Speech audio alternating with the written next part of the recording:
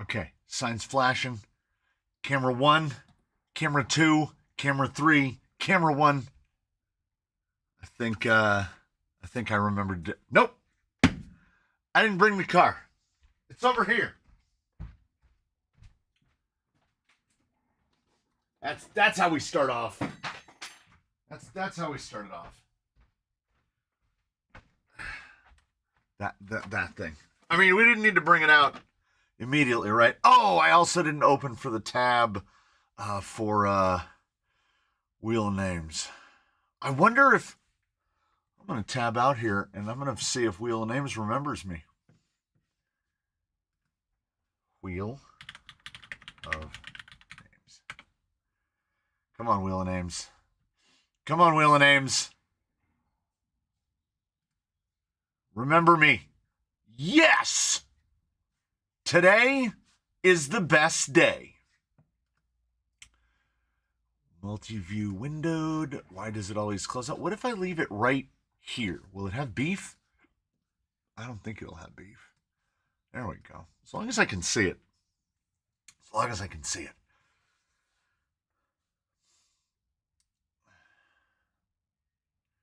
Anyone else enjoying frozen burritos?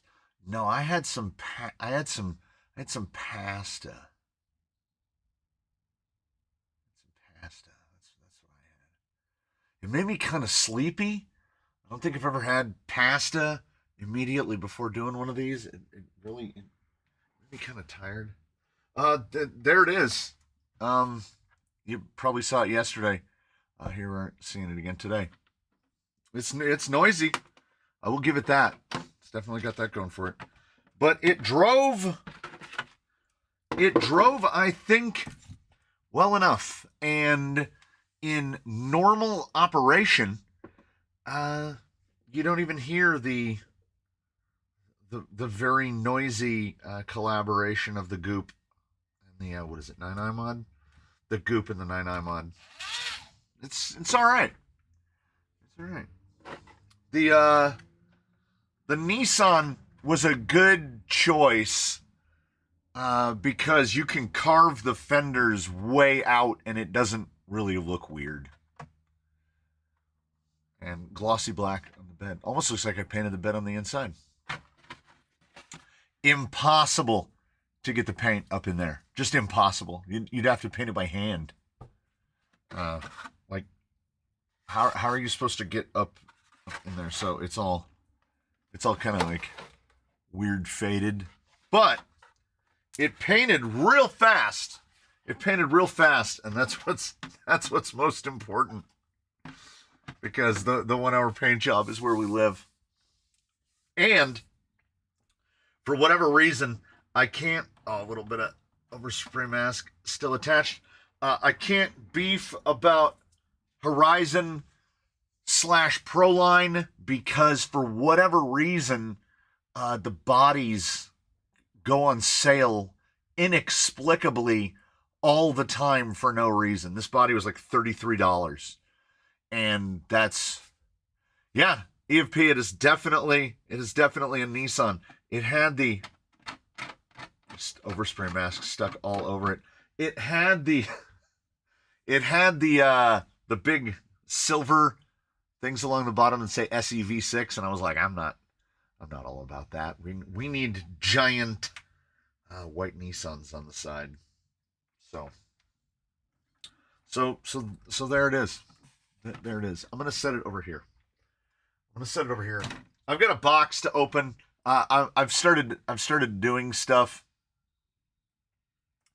Like the plan. Anyway, the plan for the day. I didn't have anything specifically outlined, and then I thought, I wonder if I can do this whole thing. These are, of course, Bruce's old axles. We're gonna. All right. Let me see if I can get it done. Ready?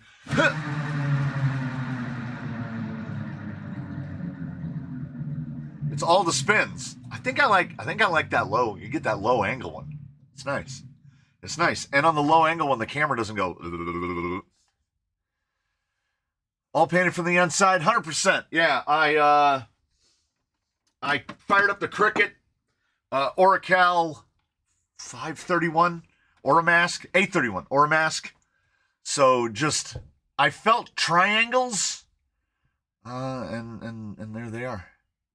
That is actually, maybe it looks a little more purple under this light. Out in daylight, these look really blue.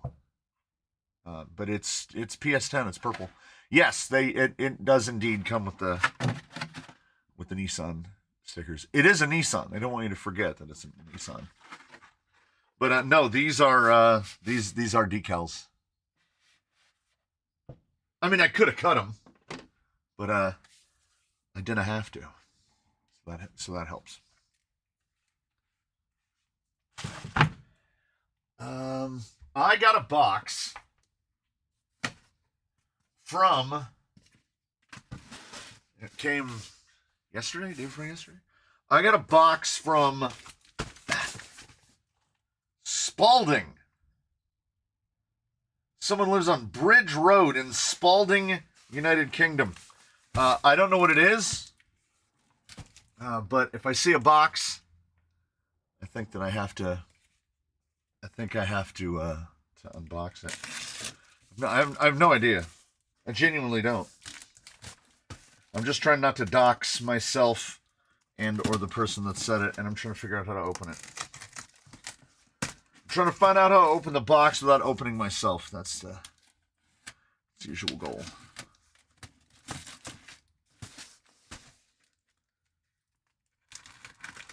UPS delivered it in one piece. That's something.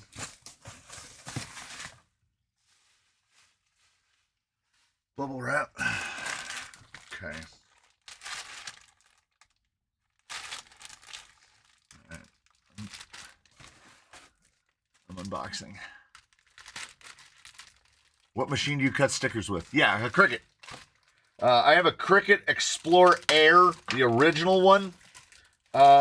It's pretty great. I've never really had a problem with it. The machine is great. What's a parallel for this? They make a great machine, but they make terrible software. The Cricut Design Space software is horrible. It makes me angry. Hubs.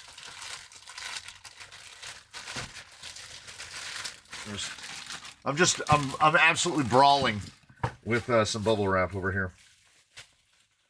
Neeb RC. We've got a tiny little brushed. Look at this little guy. Actually, it's not tiny now. After I pulled it out of the foam, you see my misimpression there. I was like, look how little that is. And then I was like, womp. The Neeb. That's either 8088 RTR. Now, if it does indeed have 6.5 volts at 5 amps on the BEC, that's not too bad. I've never seen a Neeb 0880. Oh, so on the box we have the 0880, but on the thing we have the 8088. So they didn't forward the paperwork down to the guy in the laser etching department. Noob RC, yeah. Pretty much everyone that makes hardware sucks at making software. Yeah. Cricut Design Space operates from the perspective of every time you open the software, it says, I've never seen this man before in my life. You have to completely you basically have to start over. So just keep your password and username and everything written down on a piece of paper on the desk. It's the only way. That is a ginormous gearbox. So it feels like we're pulling a whole thing out. Good old Hexfly AHX-TS, stock servo from a Red Cat. We've got a Surpass 5-slot 12-turn. I've used one of these before. Non-big bore, but we can definitely address that in another way. Comp pin.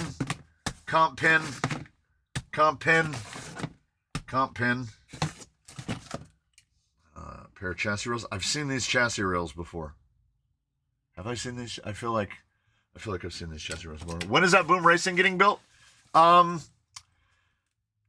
not going to tell you. Faux Capras.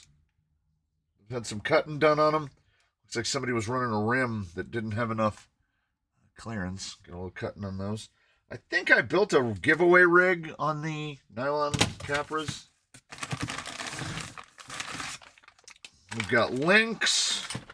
So there's a rig in this box. Shocks, some body mounts, assorted whatnots, gigantic drive shaft. Got one of those little stingery bumpers. We've got plastic bead locks and some skid forward links. Yes, this chassis does indeed look quite skid forward. A little box that says just for you on it.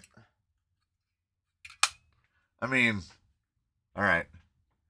This kind of made my day. Just for you. It's pretty good, right? I mean, it's pretty good. You gotta give it to him. That's pretty good. Make sure I don't miss anything. Nah, it's just a bunch of padding. Box away! And then,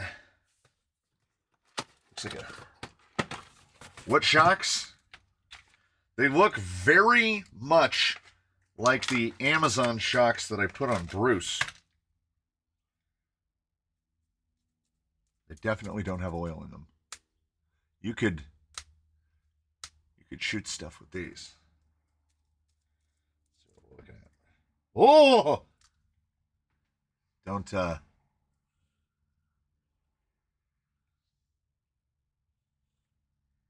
ew. Looks like it's full of earwax.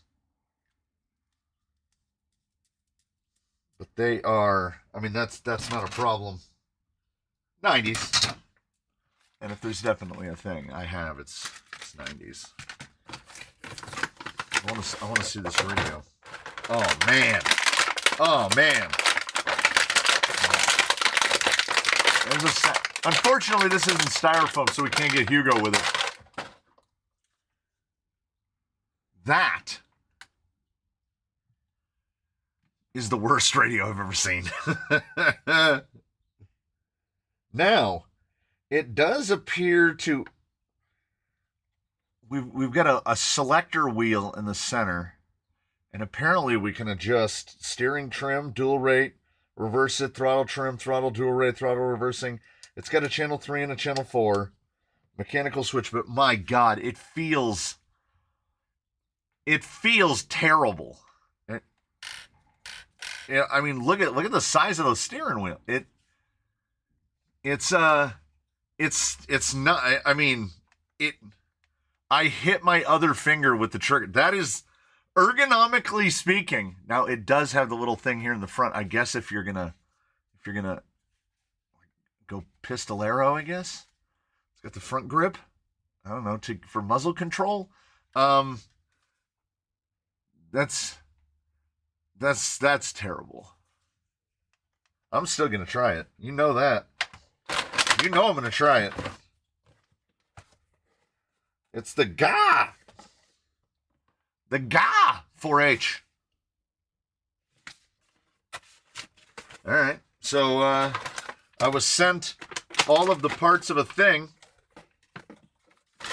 and I'll build all the parts of that thing.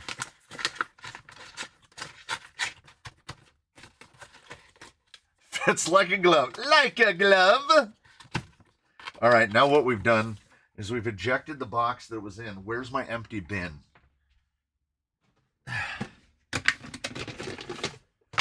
How much of it can we fit in this bin? We gotta try to keep things together. Try being the operative term.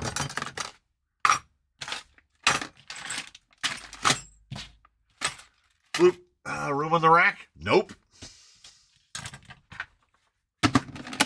We'll put this down with the stack of other unbuilt builds on the bench. That's for a 24th scale. Yeah, I have... Okay, now, I'm not saying that you're wrong. I'm not saying that you're wrong about the radio. What I am saying is I don't approve of that as a process. Like, we see it in, like, right here. but these guys do it too. So the 5.5 has got to handle that big, and then the 7 has got to handle that big, and presumably there's another size smaller than the handle in that, and or bigger, right? Well, it doesn't matter what size nut I'm removing from a vehicle. My hand is still the same size. So, fine. It's a little wee baby. I see the same thing in yard tools, in everything. They're like, oh, screwdrivers primarily. Oh, well, this screwdriver is shorter, so we're going to make a tiny little handle that you can't hold on to anymore. I mean, all right. I'm not an industrial design guy. I don't know. So these are Bruce's axles. And also, as we go along, if you haven't been here in a while, and there's the giveaway today, there's 121 people on the board. So if you were here on any of the days when we gave something away, you're on it. If you've joined as a member recently, like within the last 2 weeks, or haven't been on a live stream in a couple months, you're probably not on it. I think the handle says it's supposed to coincide with the amount of torque you can apply. That's a fantastic theory. But, like, say we look at a 1.5 and a 2.0. This is more than enough handle for me to break whatever fastener is on it. And this is well more than enough handle for me to break the torque, to apply enough torque to break whatever fastener. Don't try to torque control me with handle size. It's not going to work. It's definitely not going to work. I have tightened screws before by just holding on to this. So the handle's not going to save you. Now, when I put Bruce on the F10Ts, I stole a bunch of parts from the leaf kit off of these axles. Like, you know, the leaves. So in order to make them leaves again, I had to spend the money buy the leaf kits again. Only order from FMS/Rock Hobby as your absolute last resort. They take a hot minute to get these things on the way to you. A real hot minute. Mr. C built my TRX for G-Wagon body. Damn, what a faff. Lenses for rear bumper came in the Pro Scale Light Kit. Yeah. Are you telling me you didn't like the microscopic? I swear, when I was doing it, I was so in the weeds, I think I took a picture of it. I took a picture of it, razor knife for scale. Okay, if it's a picture of her rig out on the rocks, then it's clearly already done. Yeah, there we go. So when he says, what a faff, so that's a number 11 X-Acto blade, and you have to put like 50 of those screws into that body. It's ridiculous. I mean, it goes together nice. And luckily, you only have to do it once. And no, that's the end of it. You only have to do it once. But it's ridiculous. And they give you some extras. They give you some extras. Dalton Paxton asks how to enter the live. Dalton Paxton is green, and he is not on the list.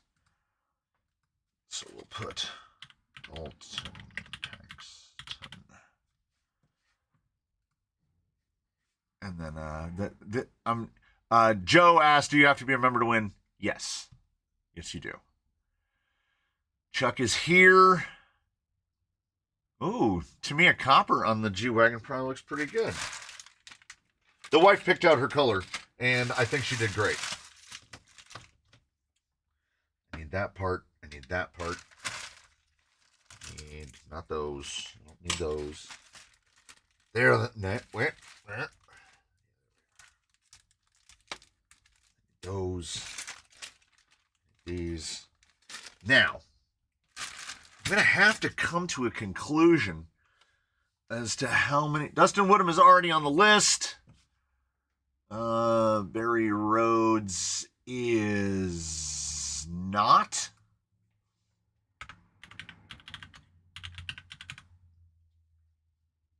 I just made Barry Rhodes one word. Driver 8 dropping 5. Okay, I added Barry Rhodes. Chuck is on there. Robert L. Is Robert L. on the list? Nope. Robert O. and Robert Simpson are on there, but there is no Robert L. I had to go against my own rules of not using caps, because if I put Robert L. lowercase, it would be Robert I. How does one get added to said list? They asked the question, how do I get added to said list? And he is the first person with an F name. Boop. Psycho Garage dropping 1 on Kapansky's Creepy Crawlies. What about previous winners? If you win, you've won and you're done. We all came to that conclusion. And I think it's fair. We unofficially call that the Brorb rule. Is Martian Madness on there? Yes, they are.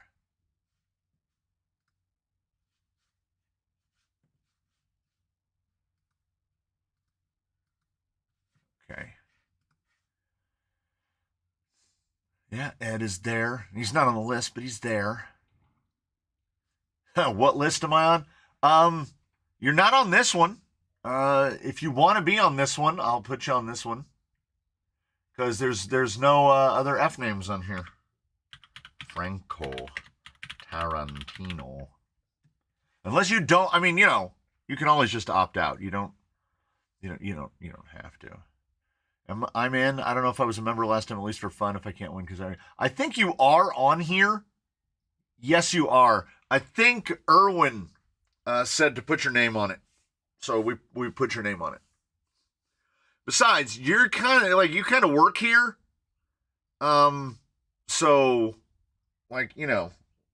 eligibilities. You didn't really win Tapas. I gave him to you. Just like Chuck is on there because he won before we instituted the rules. So you two are grandfathered in. Let's call it that. Figured I'd ask, because about 20 people are bound to ask in the course of the stream. Yeah, for sure. So, all right, we'll do another thing. So if we were in on the list from sliding into March, we're good. Yes. Yeah, and CK Graphics is definitely on there.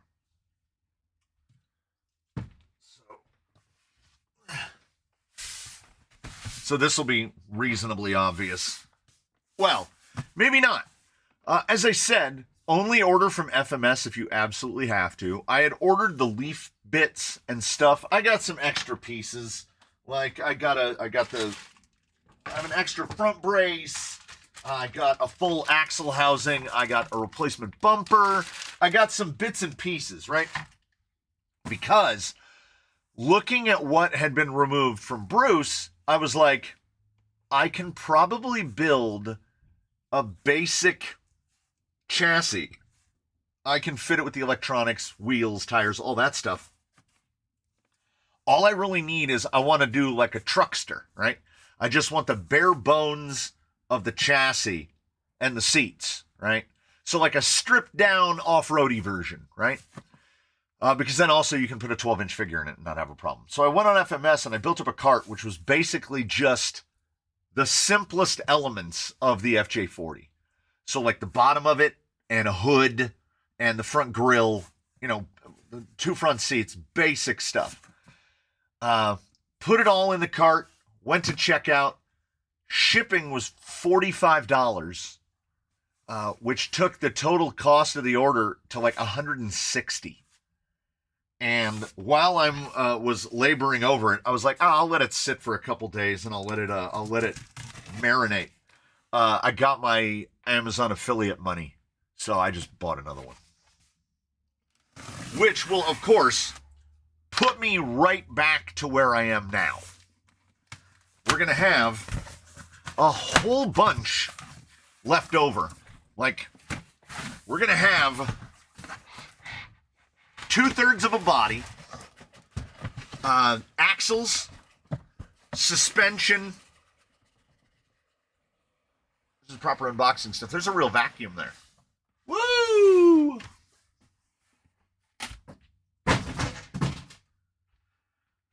You should have seen, okay, they didn't put a label on the box I just threw across the room.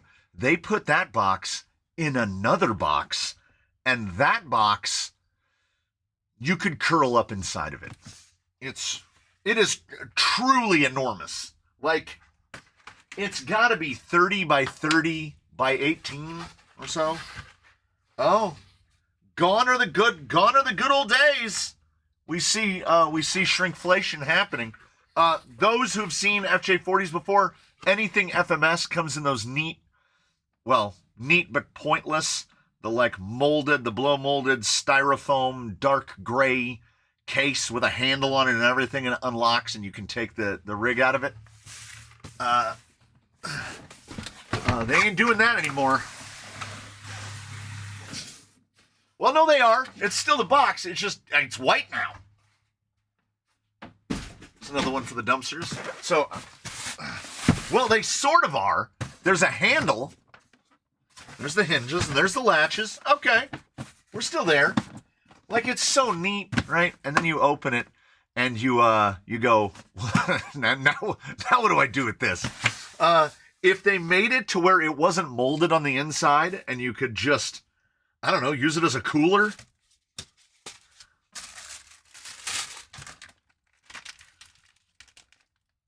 Mirrors, and I have these, and I still haven't put them on Bruce. He has mirrors and the steps, and I still haven't put them on. Yes, if the CK Graphics, if the packaging says oversized, yeah, they're not kidding.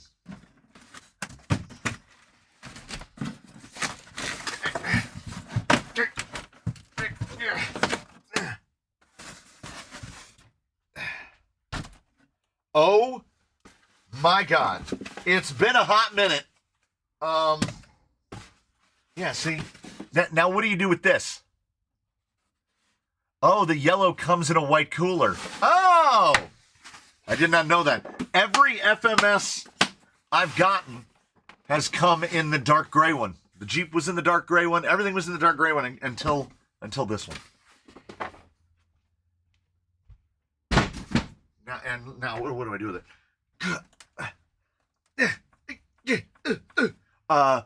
Bruce feels absolutely wee. There's a lot of oil in those shocks. Doesn't matter. They're not going to last. So we have the, I'm sorry, OE license G4P. Won't even. I hate that radio so much. We're going right in. Going right in. Joe got one 2 years ago and it came in just a box. I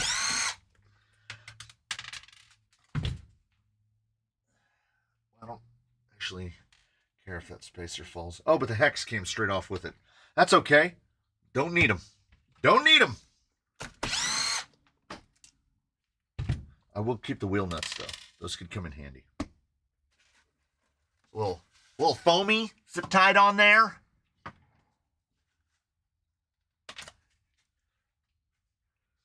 Zip tied? No.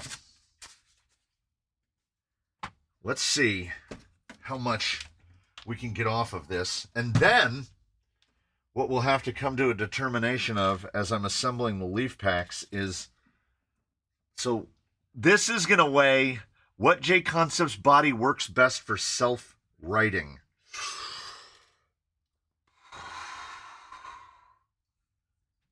Jeez. Probably the bar. But if we're talking just crawlers specific, the crepe isn't bad. It's not great though either. I mean, I love J Concepts probably more than the next guy. Would the other vintage decals I sent work with the yellow body? Probably.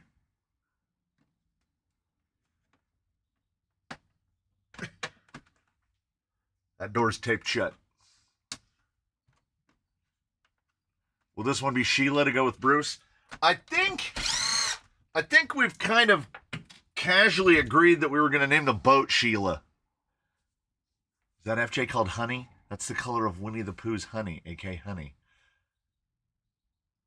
Oh no, Martian Madness Stage Killer is a terrible body for self-writing. It'll just whoop, whoop, whoop, whoop, whoop, whoop, whoop. It'll just curly shuffle around on the ground. Yeah. We don't need oil.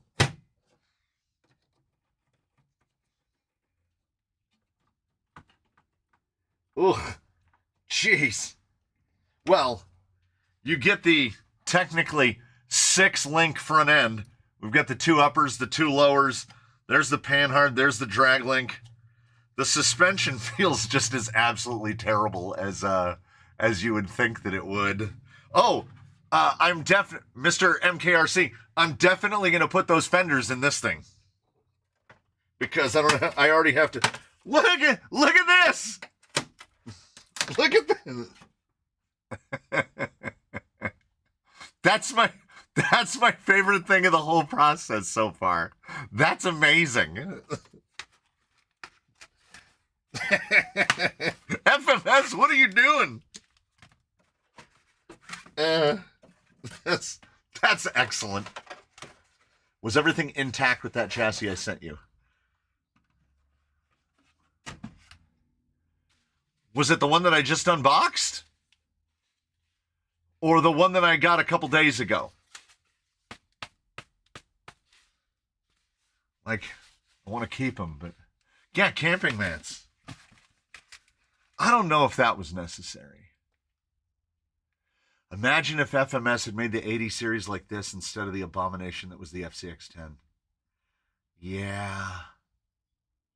Yeah, I agree so much.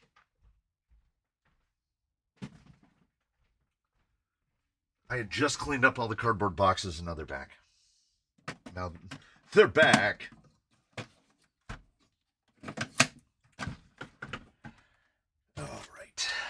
All right.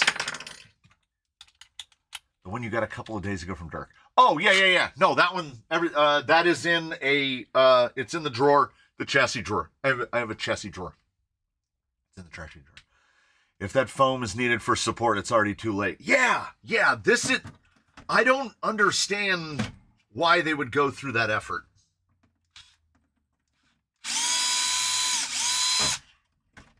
Don't lose these. He's not going to need them, but they do take, they're not that like coarse thread, but they really take a lot of plastic with them when you unscrew them.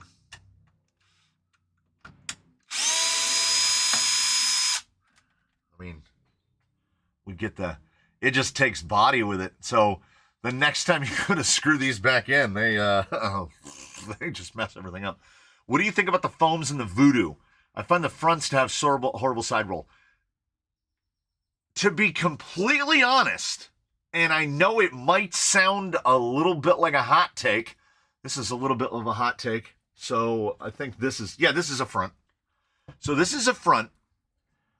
I love these wheels, but I know that this I know, again, potential hot take.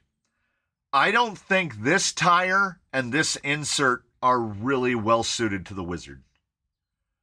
Because I did the quick view on these. That should be Tuesday.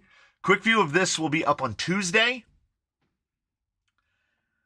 Let's put it this way. I don't want to spoil it too much. These did significantly better on baseline than they did on the Wizard. I don't know. Maybe it's my driving style. I don't know. It couldn't have been conditions. It was normal conditions out.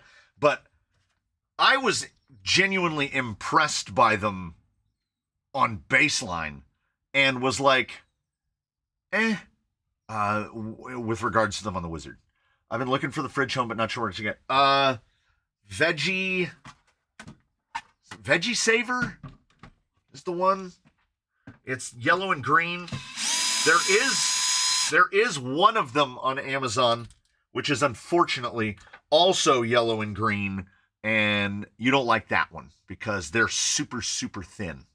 Unfortunately, fortunately / unfortunately, people have sent in Matt. I've bought Matt.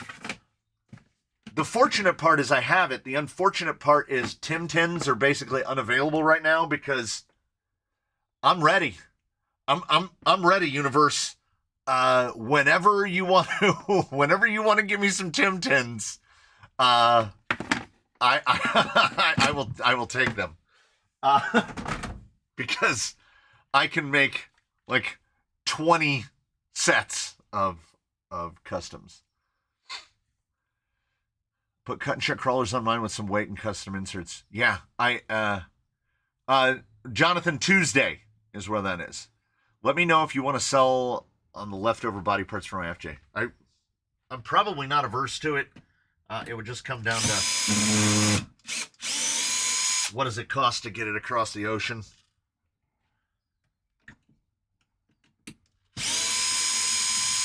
Yeah, because I had it determined before I started that this wasn't the top.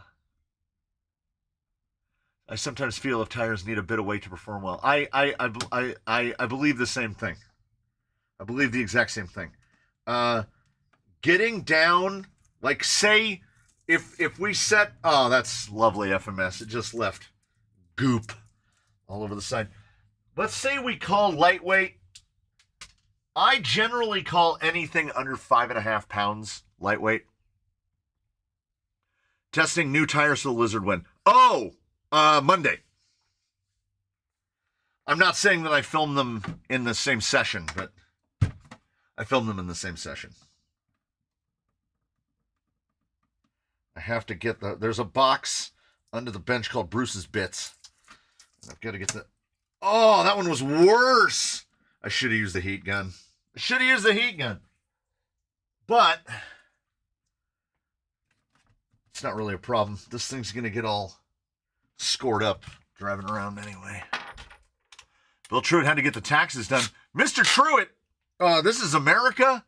Those were due like 3 days ago. The man is going to come for you. Yeah, we had to pay this year. Of course. I have found some on AliExpress that have the inner foam like a Tim Tin.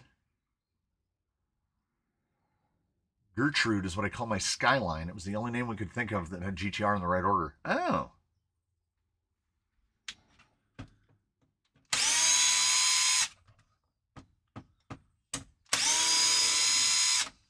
Almost forgot that I have to take this part as well.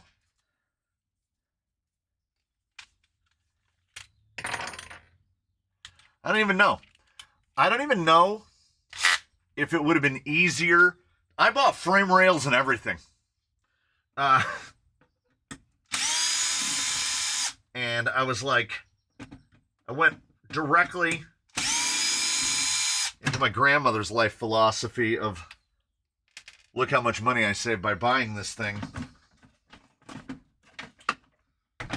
Because I wasn't going to spend $150 to get a third of a body So, and I also double rationalized into saying that I didn't spend $350 because the affiliate link money covered most of it. I ended up spending less on Amazon to get the whole thing because of the affiliate link. Oh, why would you do that?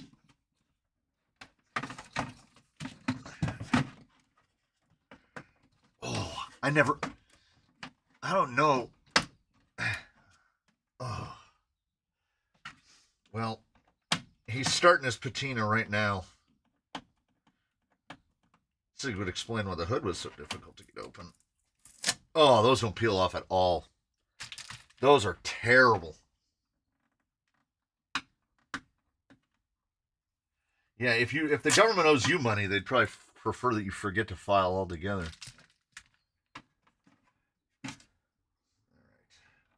They twisted. Well, they had tried to hot glue the wire loom to the side of the hood, but that didn't stick at all. Or it might be liquid electrical tape. I think it's liquid electrical tape. It just came off in chunks.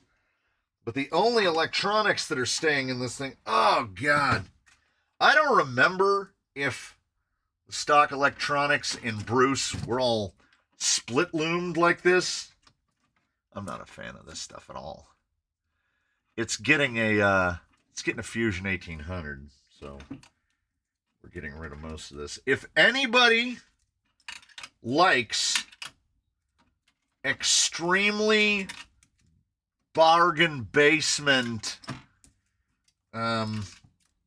electronic gear, just let me know, man.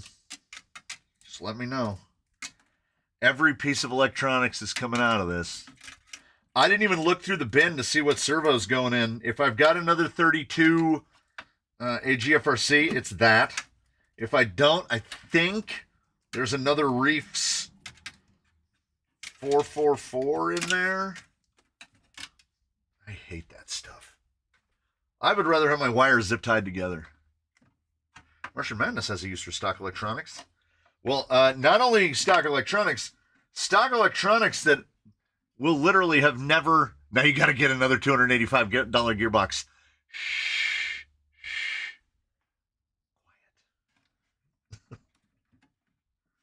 Quiet. I might try the cheaper method, which is not get the expensive Canadian one, but just get the whatever the RC four-wheel drive version is, and manufacture my own mounting system. Because I can do that. I can do that. Ugh, the looming. This is joyous. Mark Saxon would like the motor. Ooh, this one's black. Power Dash. Power Dash. Okay, I think now. Nope. Gonna unplug the lights. Well, we gotta unplug everything, as a matter of fact. We gotta pop that receiver out of there. Trusty. Could you just do a T case and figure out? Yeah, I could do that too. I think with an adapter bracket, you could fit the Amazon, the fake Creeper T in here. But then you have to deal with 30%. So, honestly, here's another thought. Oh, I love the old black servo tape. There we go. I might have to heat gun it. I'm going to have to heat gun out of frame because I don't want to plug the heat gun in anywhere else and knock the computer out. So it is 1,500 watts.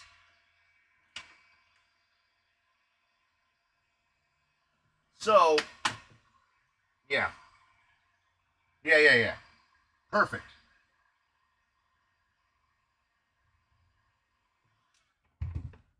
So with the heat gun, that tape is still so tapey that the bottom of the receiver is still stuck to the inside of the vehicle.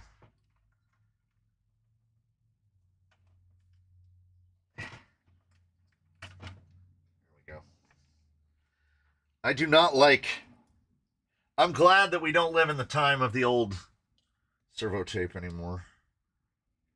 The front and the back? I think so. Yeah, I think. It's going to fit, right?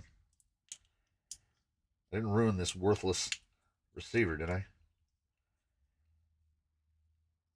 No, I think it's fine. It's probably fine. Will I be able to run the FureTech Komodo 10 2500 on the Secure 120? I don't see why not. I don't see why not. That FMS should be driven with a brushed combo to keep the heaviness of the rig. Negative. This is to use the nomenclature of the industry trying to devour itself. This is going to be built purposefully as a trail rig, so it needs efficiency, and it needs me to figure out a battery situation to fit at least a 4300, either a 4300 or a 5200, because we need to go far. We need to go far, not fast. So that's the junior goal. So, I mean, brushed would be fine, but the efficiency is so much higher with something like a Fusion. Oh, right. I was taking the speed control out. Let's finish that.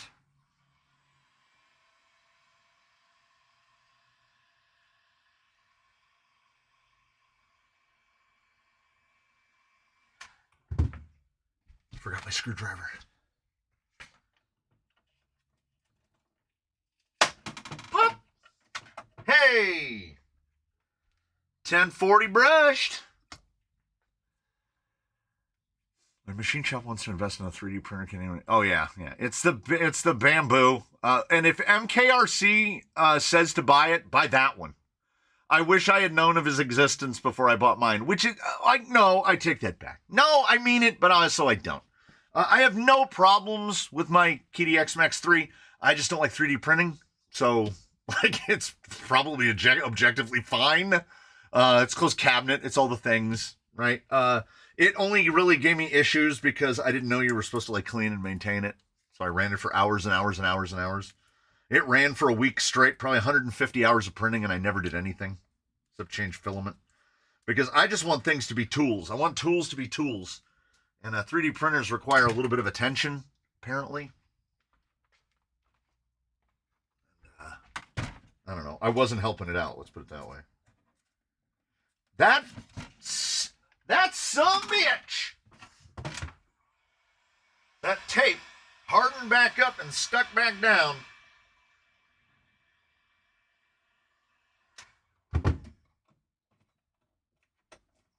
Ew. I hate you.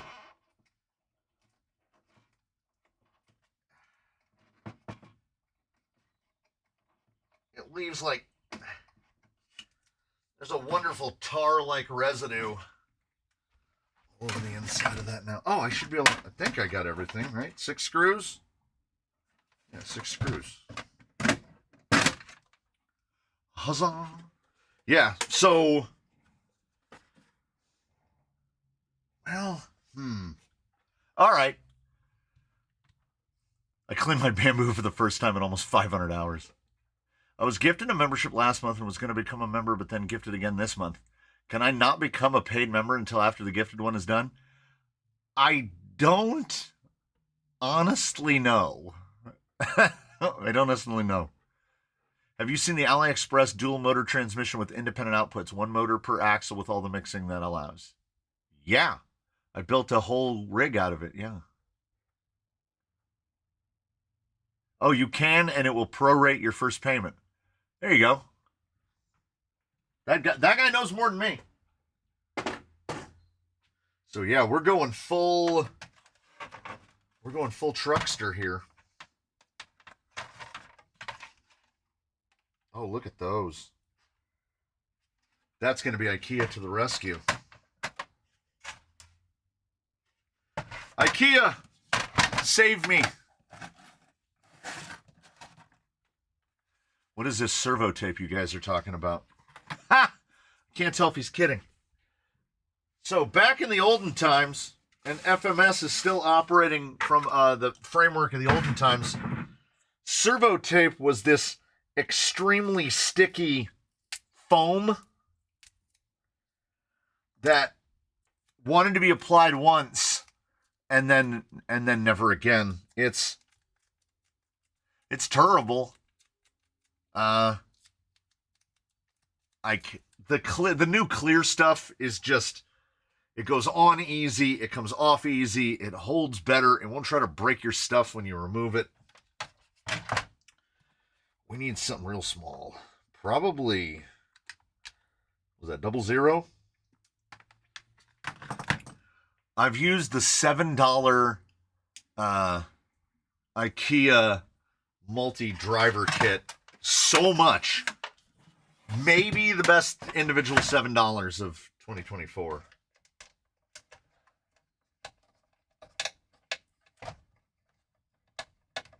I mean, it's not powered, but I'll survive. It's meat powered, I guess. Almost done with my first trail truck assembly from 2 marketplace totaled RCs. That's the way to do it. Bench seat. Like I said, this one is going stripped.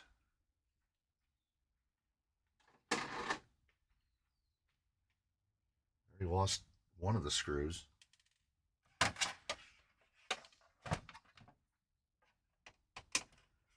I'm thinking probably 3 leaves front, 2 in the back. Bruce is 5'4". This guy's going to be, hello, cold crawlers. This is going to be half of Bruce's weight or less. Have you considered taking the 1/6 FMS MB scaler on a trip where you take Bruce? Well, allow me to answer that question thusly.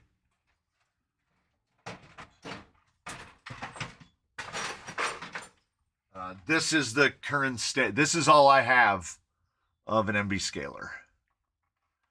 I need to build a chassis for it. I have all of the stuff over there set aside to build it, but this is all I have. All I have is a body. Am I not green? I am still a member, I'm sure of that. You are not green. You might not be logged in or something. I don't know how you... Well, no, you can comment, so you have to be logged in. I don't claim to understand how YouTube works. I'll probably affix these back doors shut somehow. I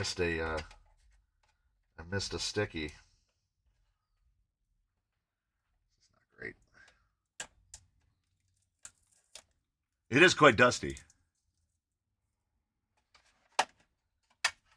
Other door first.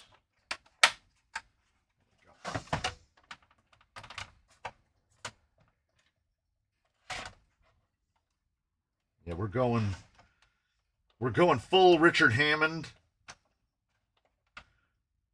Or I don't know. What do we... No, I don't know. That gets me.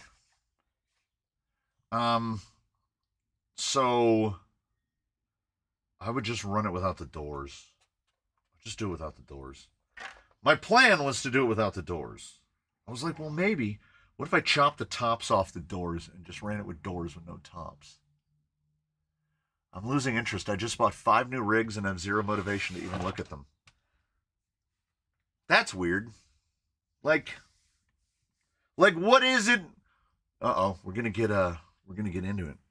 What is it about them that, like, what are they not? She wants to know, like, where is the no? Where? So okay, Svax says chop the doors. Okay. Do we chop the doors or do we just remove the doors? Like, with doors removed, is it too open? Maybe it's too open. Chop the back window frames off the door and leave the smoker windows. Those would break off. I think that might look cool, but I think if we just have that now, okay, but hold on. If we leave these windows, we can put the windshield on. Take them off. Fab some tube doors. Who do you think I am? I can barely make a passable bumper. You think I can just knock out tube doors? Remove doors. It's perfectly normal for an FJ. I like that. Just leave the bottom section of the door. Okay, so we've got, oh man. Wait, let me see. Am I gray? Yeah, I'm still gray. So is Hugo here? Is Hugo here? I haven't seen him in a while. Did he say that he had to go and like do responsible stuff? Dang it. Would I be able to do it off my phone? Cut the top up and make a half cab. Then I'm back in the same circle. Oh, he is here. Okay. Ugo, can you make a pole? Can you make poles? I can't make them.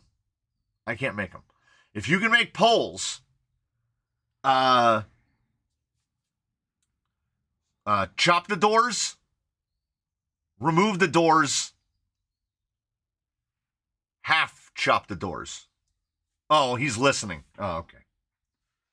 I just wanted a consensus because I'm lazy. So I would just take the doors off because it's 4 screws to remove the doors. Because the doors have full inners, you can't really, I mean, I guess you could unscrew the whole inner, do the like chop like they do on the, where they do the cut. So then the line matches up here. I guess that's a possibility too. Like cut the door like that. All right. Well, +1 for Bill's idea. Remove the door and make a mock roll bar. Put a yellow door on Bruce and a blue door on this one. Now that I like. Half chop, add a windshield for strength. You know, I think it's 2 screws to pop the windshield off the roof. It is. The entire windshield is held on with the same 2 screws that hold the bench seats in.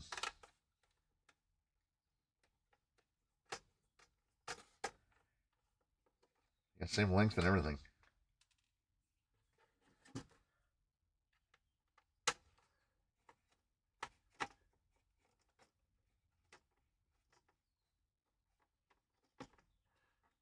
What were the options? Remove the doors. Full chop, half chop. I think it'll look a lot better with a windshield. Well, we're going to find out right now. If I can get this stupid screw. If I can get this screw out. They really do use the tiniest. Chop the doors down low, windshield, and a roll bar behind the seats. Okay. I've got the 4 points that the jump seats were mounted to attach a roll bar to. I did buy the stuff to do brazing like 2 years ago, and I've never done it.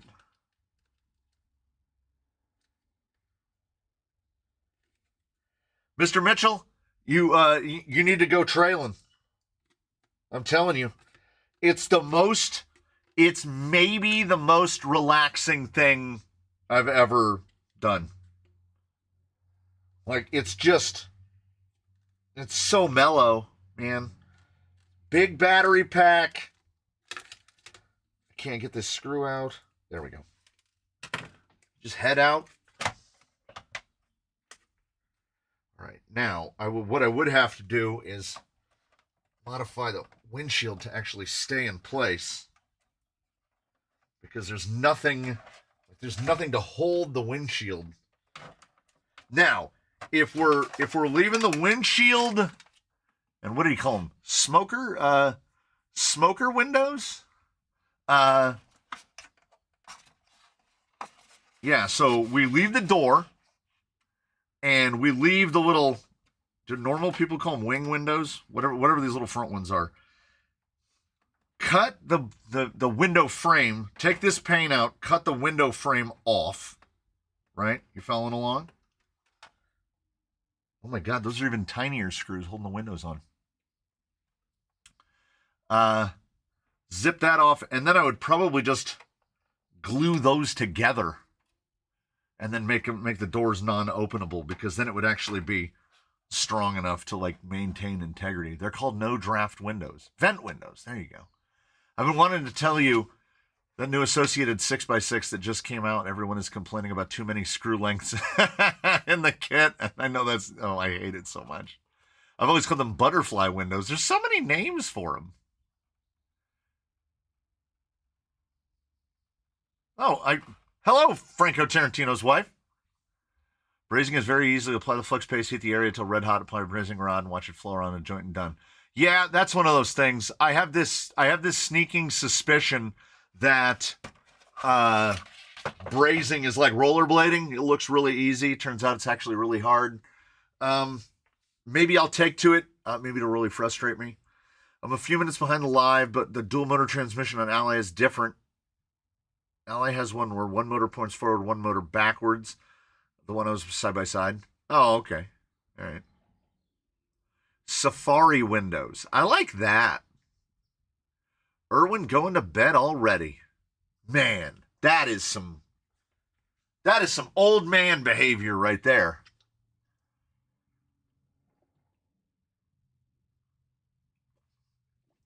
How do you have, and this is a serious question, Mr. Mitchell, how do you have 8 rigs all not running? Was there a calamity of some kind? Because I'm sure that everything in here ain't running the way it oughta. But I mean, I could get one. Washington rocks, yeah. All rocks are good rocks. I mean, I kind of like the look of it, but at the same time, looks more like an actual trail rig with the front windshield. All right, we're gonna set it aside. It's gonna take us a minute to arrive where we arrive on that. One breaks, just grab another. Yeah, and then forget that one is broken, and then go use that one and be like, oh no. Phoenix required a flurry of activity to get it ready to do his run in Crawlympics because I had swapped the gearbox and then just put him on a shelf. He didn't have servos in him. He didn't have anything. I like being able to spark a Lucky while driving 60 miles an hour and still having some breeze. Oh, okay, yeah.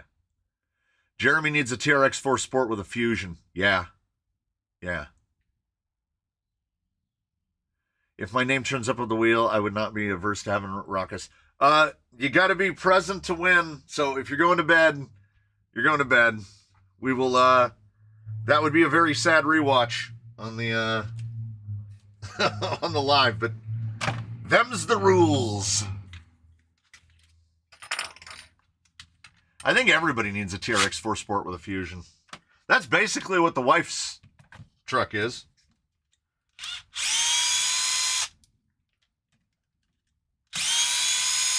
I feel like I've done this, you know.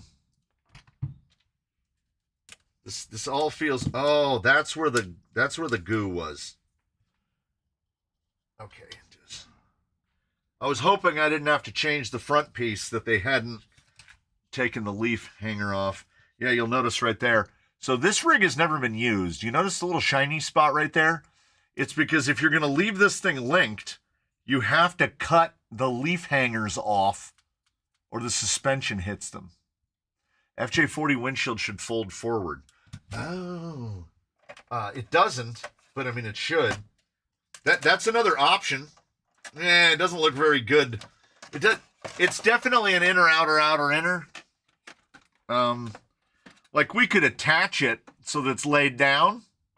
Probably pop that rear view mirror off. But then I would say no doors. No doors would be the way. Ed's got no TRX4s. You got to get it. Everybody should have a TRX4. Just a basic sport. It's all you need. Just a sport. They're so good. You know what I should have gotten? A box. I should have gotten a box to put all of the stuff that we're removing. Oh yeah, this is only 2 screws on the servo. I almost forgot about that. One ear of the servo just hangs out under the frame rail.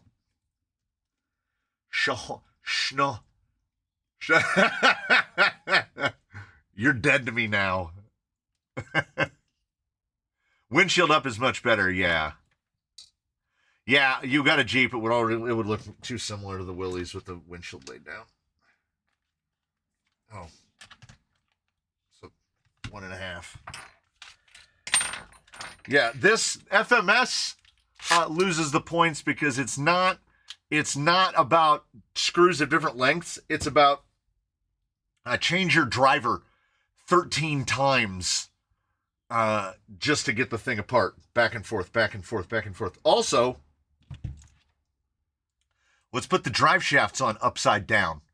Because when you drag them across rocks, you want to scar up the slider part and not the smooth outer part. Like I say, they don't know what they're building. They just know they have to build it.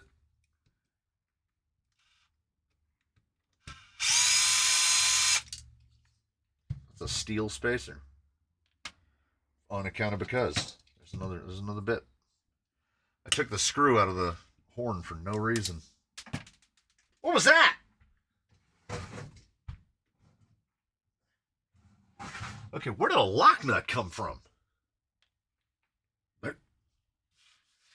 I'm not even making responsible piles for the screws. You need that's what I need. I need a rack here that just has drivers that like 2 millimeter, 2.5 millimeter, then the nut drivers. That's the dream. That's living the dream. And then my life will be even further consumed by batteries.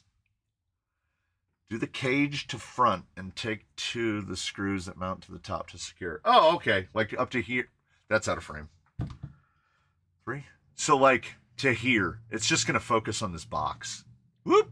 Sort of like up here on that part and then down to the back. I mean, I could see that. Just for you. We'll just leave that guy down there.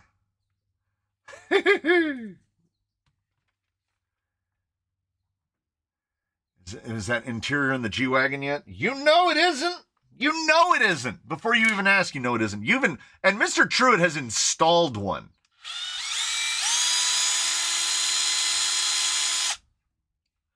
I thought that was the right way around, so they shed water and debris. I run every single drive shaft the other way around. I would say if you're concerned about stuff filling up the drive shaft, drill a hole in it down at the bottom. But this way, I guarantee you it's gonna get knocked around. I mean, that is actually, yeah. The drive shaft angle when this thing is on links is significantly better than the drive shaft angle when you put this thing on leafs. Because on leafs, it clocks the axle so they're straight. So that part of the drive shaft's just getting blasted into everything. But the suspension geo and the leaf layout on this thing is awful. When I got the FJ, I was like, this is kind of neat. And then I put the leaf conversion on it, and I was like, oh, there it is. There it is. And then, I mean, I'm building a loan out trail rig. The wife is doing everything in her power to get one of the kids to come with us. And that's kind of what I'm building this for.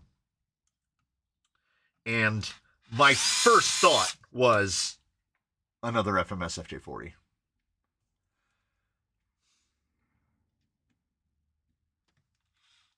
No, no, yes, yes.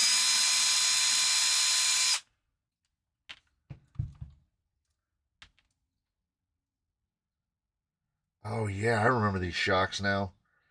The spring cup and the rod end are one piece, and they're pretty bad. There's definitely no oil in them at all. I did forget to order that from Amazon. I did forget to order the plastic. To order the. Are these the same? So what are these from?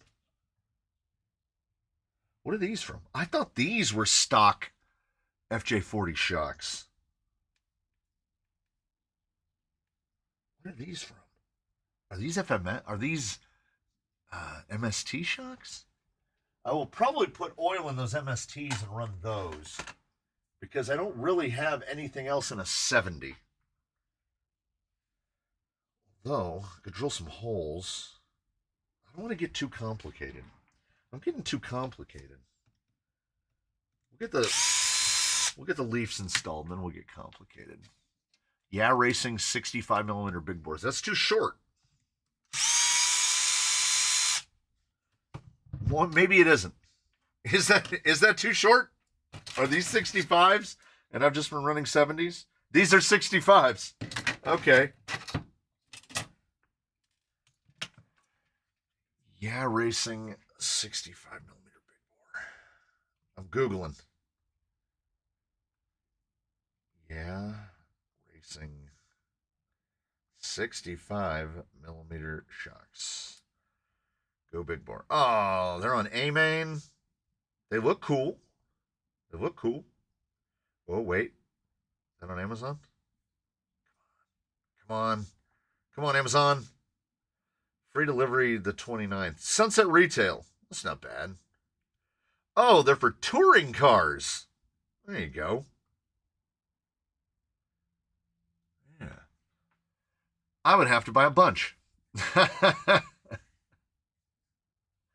I wish someone in my family would want to go crawling or trailing with me. It only took like 4 years. Got to make it look good, or they won't even give it a second look. It'll be just one of Dad's old rock crawlers. That's frightfully accurate. How wide are the door openings in the FJ?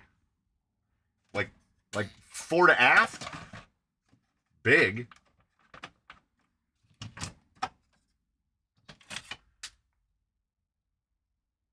Just the one bounce. It fell and it just went bunk. 135mm. With the door like that, 125. So 125 to 135mm. Ish. Yeah, those shocks, the Yeah Racing 65mm big bores come up as touring for 1/10 scale touring car.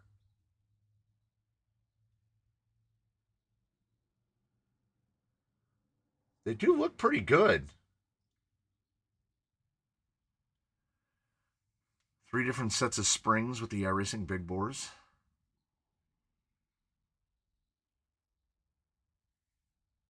Hello all. What was I doing? Nobody knows. Oh, I was doing this first. Pop this off. I'm no huge fan of this arrangement,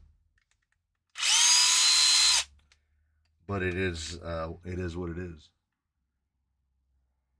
Yeah, Injora also said they're not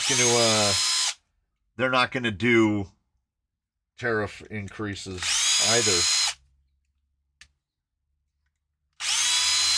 And I wondered if that's, and obviously that's not out of kind-heartedness.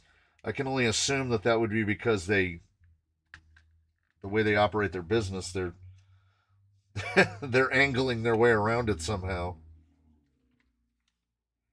Don't lose that. Okay. All right. They got the guy with the real elbows to put the motor screws on. Yeah. I can feel it.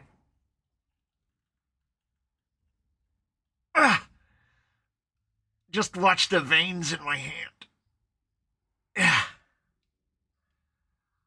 Wow. Wow. And it is coming. Oh, thank God. This is why you don't use blue thread lock. That was that was touch and go. I didn't think that screw was coming out. I do have in the bin right behind me. It would not have been a disaster. We could have just put Bruce's whole gearbox in. And his T-case. Because, like I said, I had all the stuff. This is extra stuff. Yeah, that's the stuff. Yeah. Yeah.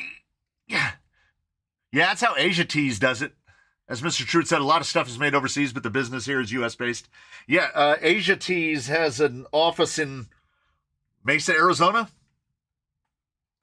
So they'll get you boom racing stuff in like a day. Now let's see if we can get the pinion off. I'm sure many of you already know, but this is not a 48-pitch gear. It is mod 06. If you ever make the mistake of trying to put a 48-pitch gear in here, it will not go well. Do not ask me how I know.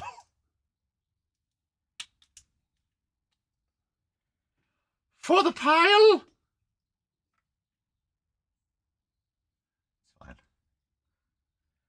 And not only that, but from the inside of this fella, if I put, pin fell out. Yeah, if you want to know reasons where, like, I too have adopted trail rig as a semi-pejorative term, means it won't do the things, right? Like, it's not as capable as some others. So when a manufacturer calls it a trail rig, I'm like, oh, okay, so it can't do the things. I do consider this to be a trail rig. I wouldn't try to build a rock crawl out of this platform. There's nothing about it that's suited to it. But the main gear that drives the spur is operated by that pin. And if you're putting the whole, if you're betting the farm, and it goes into a bearing with a bore, we can get it by the yellow, with a bore that big.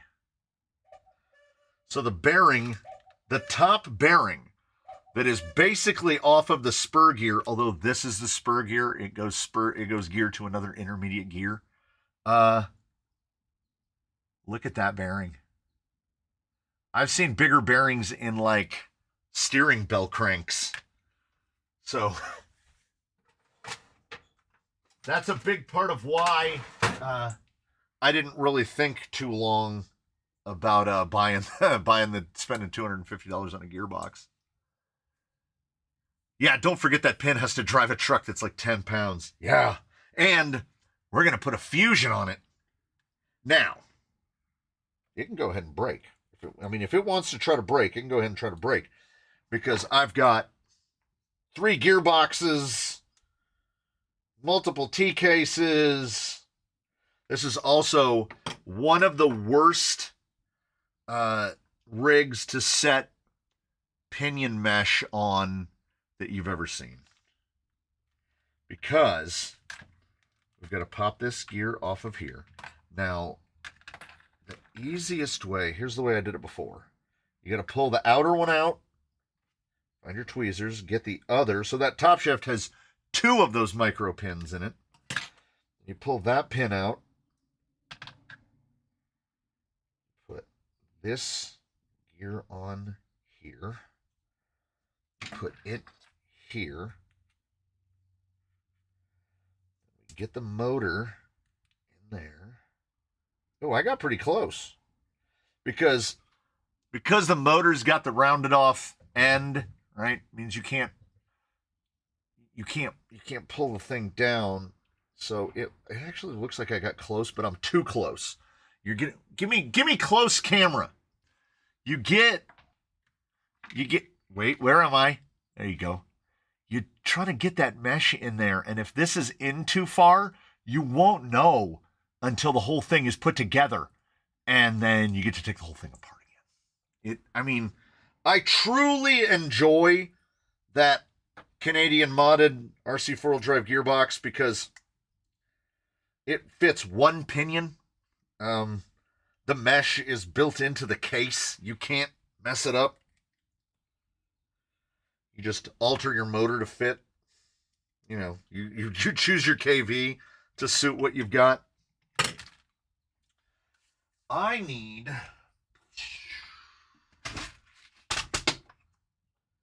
We're going to go with these little guys.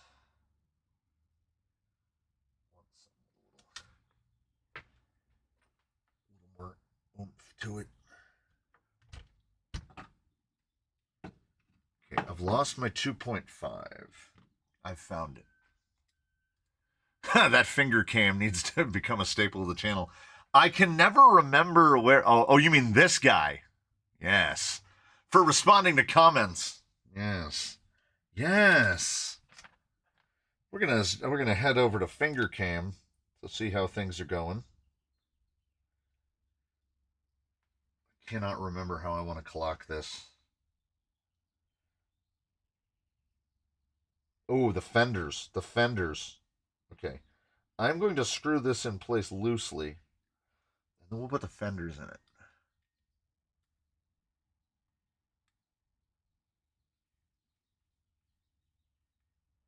If you have the room, if space allows, my recommendation is, regardless of the vehicle, a 2.5 drive alloy grade 12.9 socket head cap screw, because these are really, really difficult to strip out. And I don't want to go through that touch and go moment again. You decide to take those shocks off the Wizard yet and make them smooth? They are in a drawer right now, waiting to be gone through.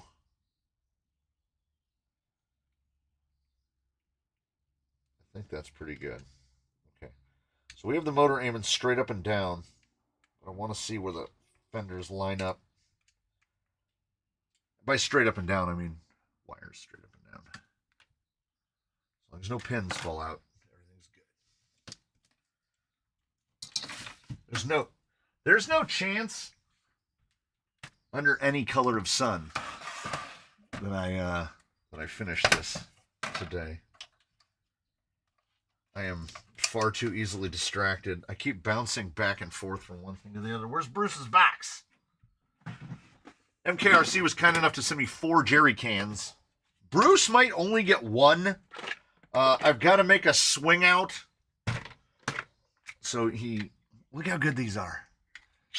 This makes me wish I did the 3D printing thing. So he did a double stacker like that. He did a double stacker like this. That's pretty good. And then he gave me 2 of these little guys with single can holders. This guy might just get a single can holder.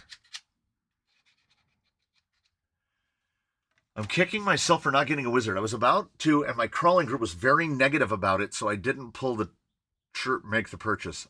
Oh. I was going to have my coup together, but I ran out of Jado links.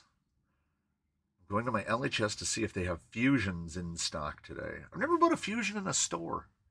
Just heard them off of Amazon. I don't know what it is about the Wizard shocks. I'm gonna figure them out. They got a little stick to them.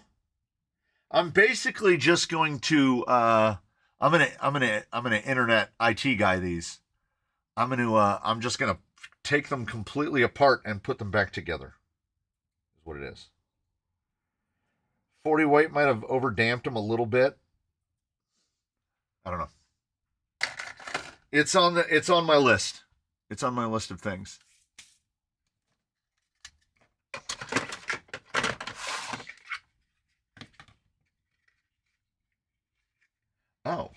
these actually mount to the chassis. So I need to take the chassis apart. Take the chassis apart anyway. I'm going to lose all the screws. I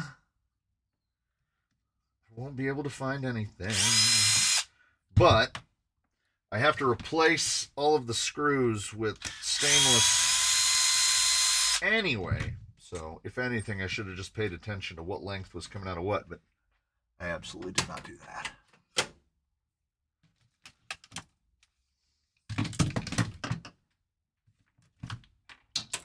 Careful.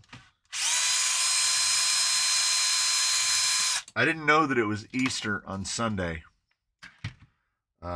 until the wife mentioned it to me last night. Kids are grown. We don't have to go buy Easter baskets. We're not church-going people. What are the fuel cans from? MKRC. MKRC Build sent me those. And these fenders as well,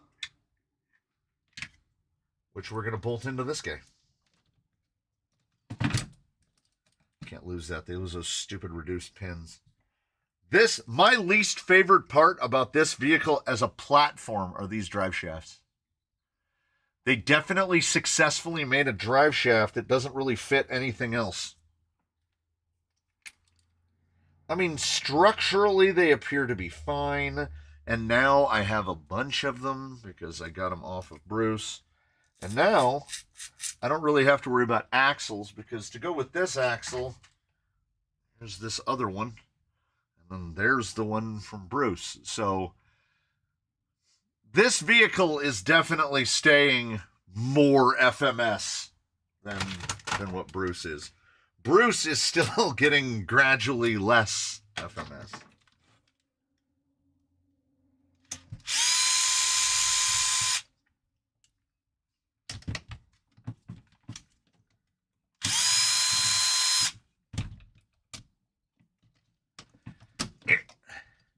Nope.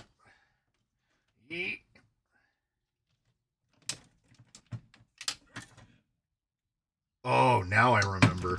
Now I remember. You have to take the whole transfer case plate out to get the links out. Definitely put some stuff on that. Yeah. Thread lock on there. Just on that one. Just the one. They figured that one might come loose. We don't need it on the other. Well, let's see. We don't need it on the other three. Just on the one.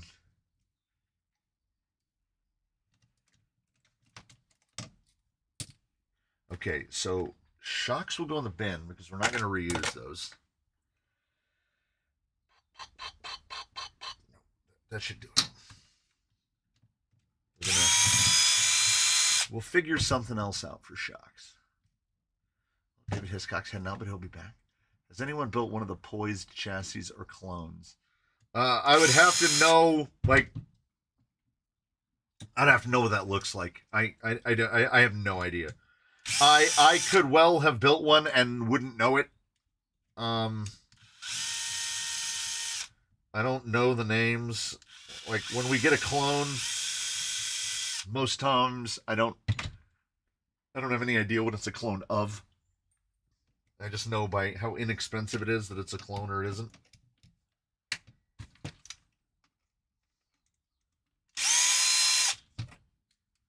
Yeah, if you get an FJ40, and I mean, I would casually recommend one. A, be prepared for the work that's involved, but B, 100% put leaf springs on it. Their 4-link rear and 5-link front is horrible. Do AR-44 824 ring and pinion reverse gears exist? Not to my knowledge. To my knowledge, on the open market, the only reverse you're going to find is an 830.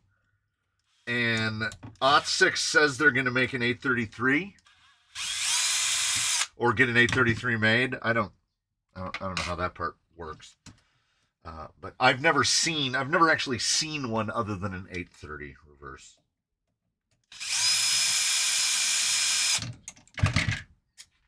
Whole bunch of links came out right there. Okay, so we're gonna do this. Craziest part to me is that installing leaf springs on this is about the same level of effort as putting machined gears in a VFD twin. You will legitimately spend about the same amount of time. I think, does this brace come off? Yes. So I got to take these screws off. And, oh, the back one too. Yeah, I got to take all these screws off.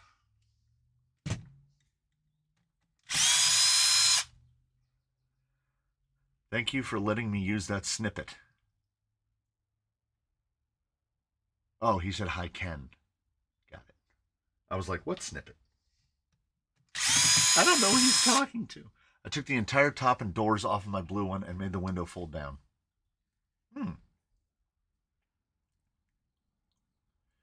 Now I have to go back and check what chassis Sporty had. Yeah, I don't remember. Safety meeting. That sounds like fun. He says, sarcastically, a big part of my wife's day is meetings. This is the closest I get to a meeting. And this meeting's pretty good because it's voluntary. I don't think anyone, well, at least I don't think anybody's forced to be here.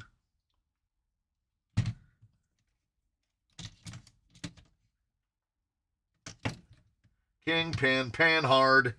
I gotta get this axle off here. It's driving me nuts.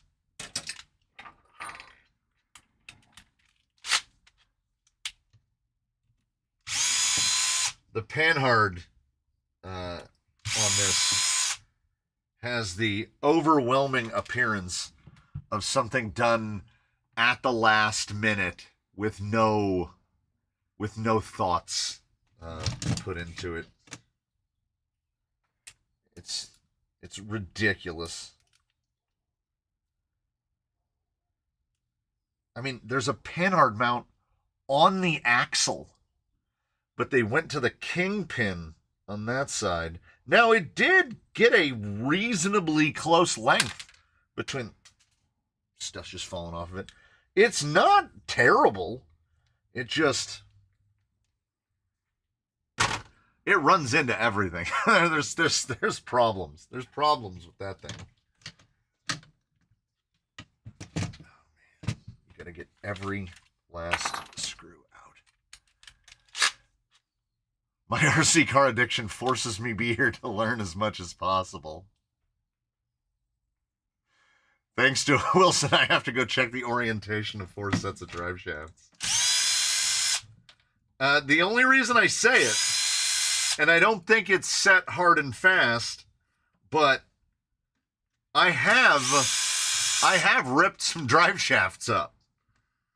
And if you're using a drive shaft that is very close to its maximum length, so that the spliny portion only has a tiny little bit exposed, you can tear up that part, and then it makes your suspension act like it's locking up.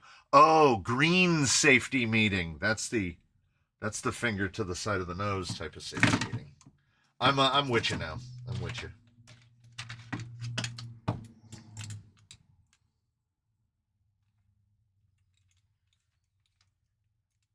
So the screws that hold the lower links in are nested up behind the chassis rails. So even if you use a ball end, and I wouldn't recommend that you do, they're really difficult to get them out. Just end up having to take the thing out of the chassis.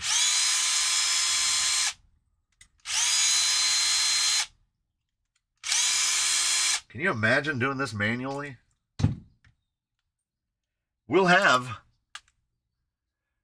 Sporty's chassis was longer than the poised stuff. Skid is super forward on a poised. I think I might have seen one like in a picture, and I was like, that is really skid forward.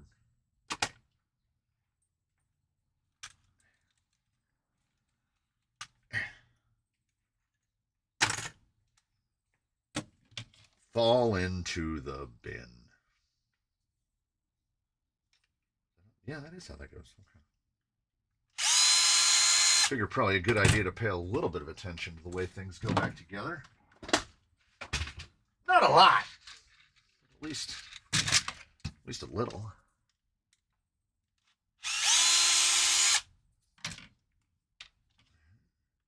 Also, if you're ever buying replacement parts or spare parts from FMS, they really do break everything down into the smallest possible chunks of consumption.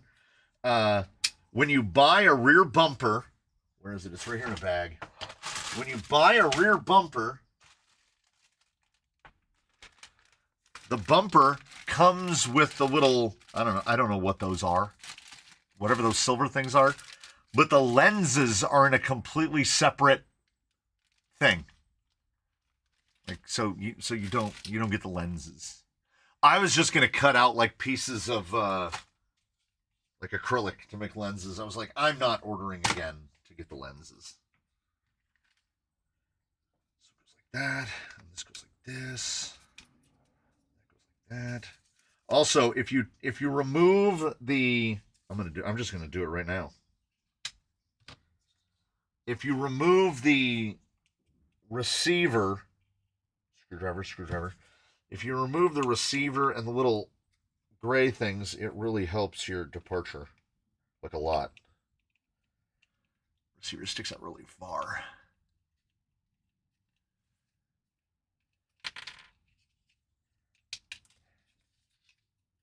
I can just wear a balaclava if you want to maintain the mystery. As long as you don't come in the summer, I can wear a balaclava when you come, and then you still won't know what I look like.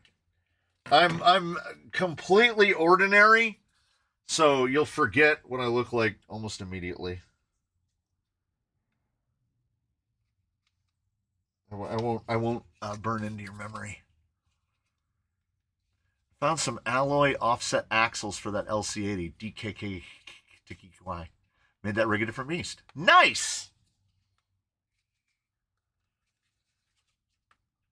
Good gravy. I don't want to break this bumper. Might have been a little flashing from the molds on those. This the screws that I'm about to install in this are superfluous.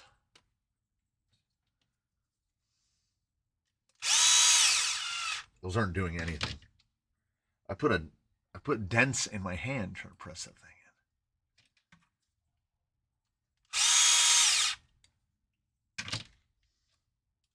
This is it's just one of those days. This is gonna be one of those days where I'm gonna clean up this day's nonsense tomorrow. This is gonna be another one of those. When the stream comes to an end, I just turn the cameras off, I turn the lights off, and I go in the house. I will deal with this. I will deal with all of this at a later date. I like that I don't have to change the front.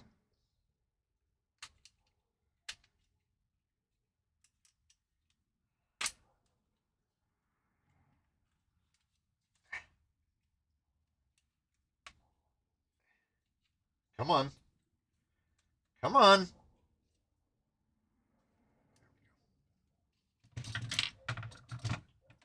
More 10s. I'm going to run out of stainless 10s. Yeah, see? Can't remember what I look like. I am nondescript. At best. I think that's right. That looks right. We're going to run with it. I didn't pay nearly enough attention when I was taking it apart. Had the same issue with the bumper. Had to do some serious filing. I just I use the built-in torque. Now if I have to remove it at any point in the future, I will pay for my own transgressions. You know, I don't know. Maybe I'm feeling too negative about it. Maybe I will. Maybe this thing will move. I got shoes on. And they're horrible. I've definitely regaled you before with tales of having stupid feet. I've now entered the phase of my life where I'm a shoes for comfort man. And I wear, come on, no. I wear barefoot shoes now. They're pretty great. I'm 100% on board. I just took this off, and now I can't figure out how it goes back on. Can the blind guy remember what you look like? He looks a lot like me. I can't say I look a lot like him because I'm a lot older than he is. So I'm 10 years older than he is. Almost exactly 10 years older than he is. So he's older inside, and I'm older outside. Ow, you bastard. Oh, it pinched me good. Now, I do remember not to put some of these screws in because I know that the little leaf shackles go through those screws.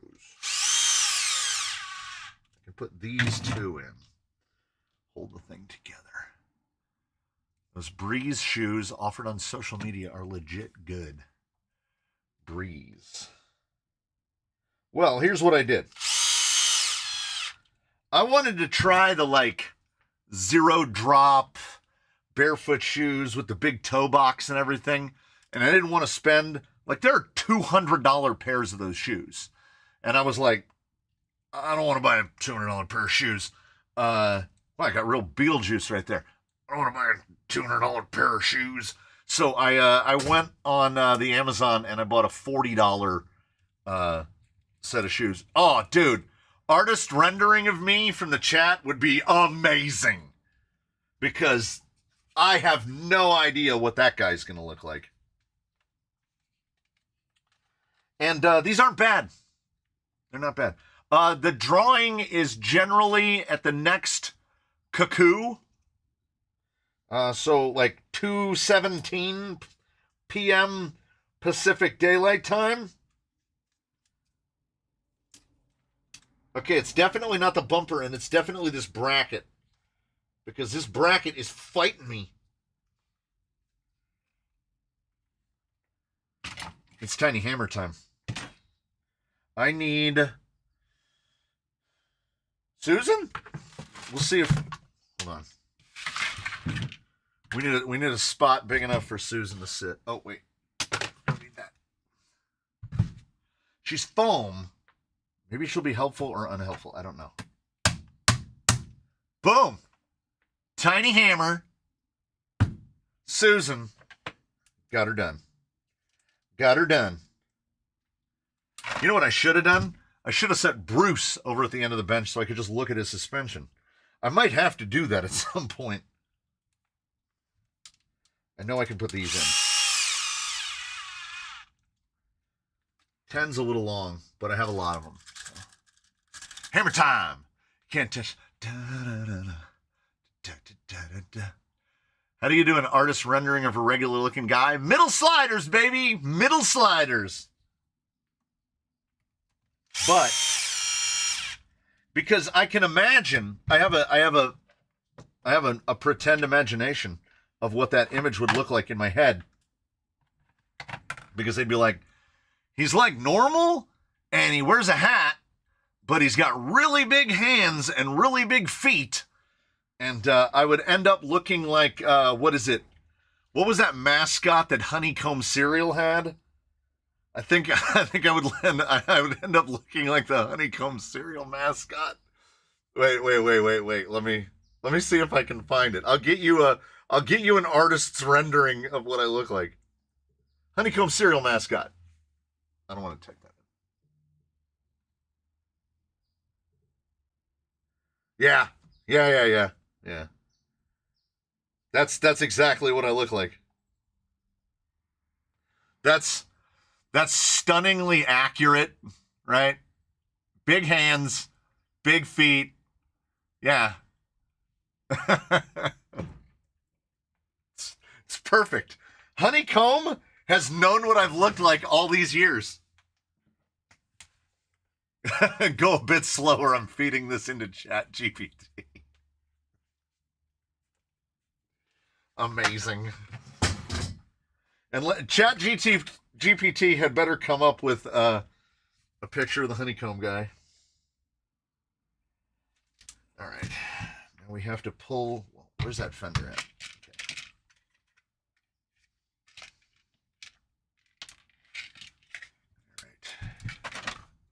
Oh, hey, look at that. Look at that. That's something else. That is something else. I don't know if I remember how to put the leaves together. We're going to find out. It looks like Knuckles from Sonic the Hedgehog.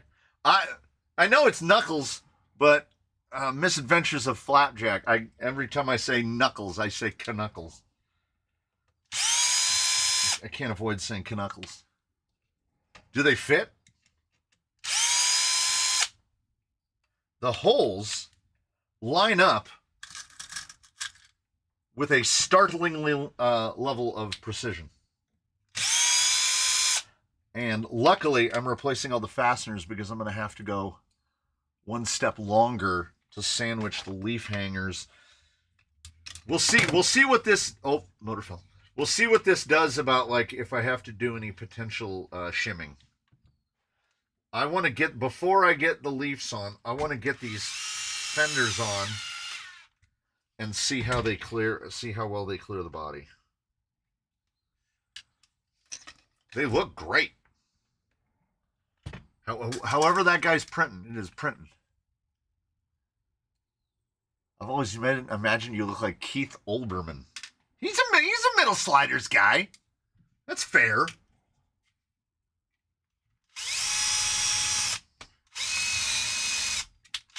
Okay, if you can't find it, grind it. Or just don't line the thing up with the hole at all and just start hammering. That was my technique right there. Yeah, these holes do line up. Just not when I get cut loose on it. There we go. There we go.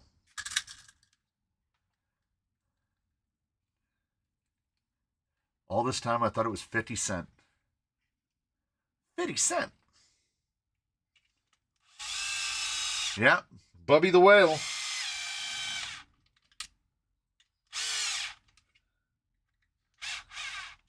The wife and I will still, whenever anybody says, well, you just have to go west, we will turn to each other and say, that's the word we don't say, Flap. We don't say west. I'm glad my kids were kids when they were kids, because I've caught a glimpse of what cartoons look like now, and I don't like it. I don't like it, and I don't want it. Yeah, with the fenders, I think motor pointing straight up is probably going to be the ticket. And I will figure the battery situation out. They really want you to run an old NIM stick pack in here, basically. Is there a shop similar to Shapeways? I don't have a 3D printer, and I want to go in that rabbit hole. Peasant number 471. Go to the Instagram. Go to MKRC Builds. That dude will print, apparently, whatever you ask him to print. So he's going to end up, wittingly or unwittingly, he's going to end up becoming my 3D print guy. Because if I need stuff 3D printed, a guy designed 3D panels to fit that Endura Capra cage, and they look amazing. And I know I'll never print them. I know I never will. So maybe I'll have to see if I can get the guy on that, because they look really good. He contacted me on the Discord and said, would you be interested in trying these out? And I was like, I absolutely would be, but me and 3D printing, we don't hang. So I was like, I'm just going to tell you honestly, I'm probably never going to print them myself. So there you go. I love these already. Now, MKRC Builds is not responsible for whether or not these fit under the fenders. There was a file, and we both Googled, and we kind of arrived at the same file. Oh, that's what the slot is for. You pass the Velcro strap to hold the battery down. There you go. He does 3D printing, you peasants. Yeah. I saw it too, but I saw that the question was asked by peasant number 471. Yeah. He does 3D printing, you peasants. Okay, Susan's helping out. You know what I need to find? Box.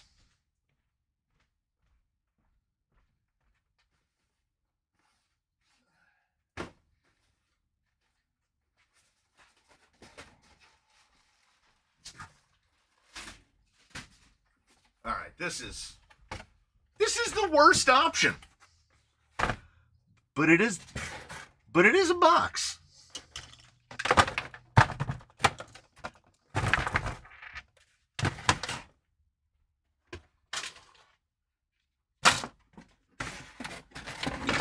I'm just going to put everything yellow. Ooh, I think I found that screw I dropped.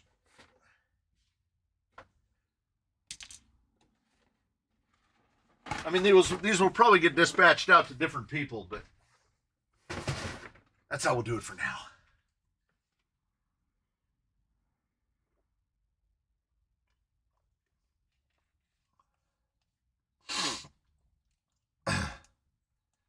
Do I send the link to the print guy on here?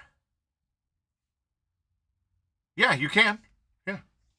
MKRC Builds on Instagram.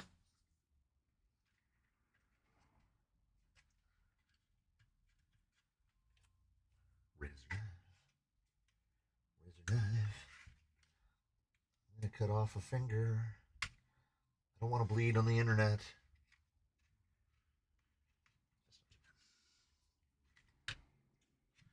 I do not know what I am going to do.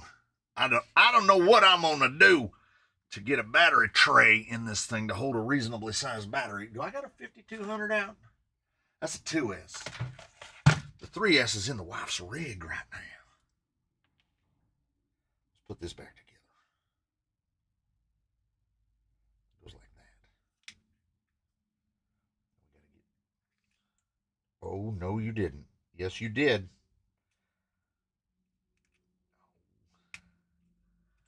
Oh, it's all going sideways. Pins are falling out.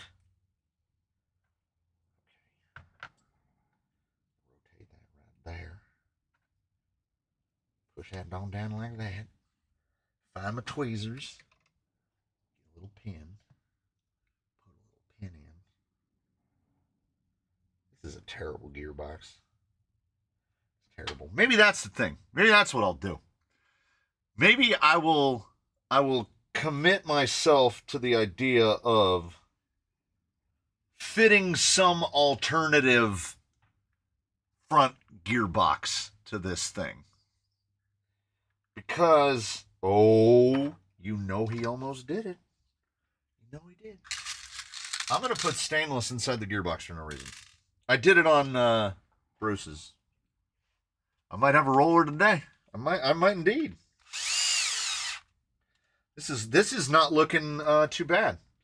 Things are looking up-ish.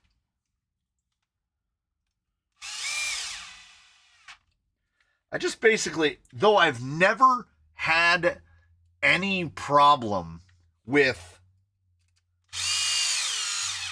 Ooh, that's interesting, Neil Daniels. Yeah, just build like a crate. Put like a crate right behind the back seats right here that just has the battery in it. I like that. Yeah, I can just make I can make an XT to XT adapter that runs under the floor. I like that. Ooh, that gives me an excuse to buy one of those panel mount XT60s. I've been trying to convince myself, but they're so expensive. But if I have an actual legitimized purpose, maybe I can talk myself into it. Now, the bottom of this uses some really long ones. And I don't know what I did with them. I think the tops are just 12.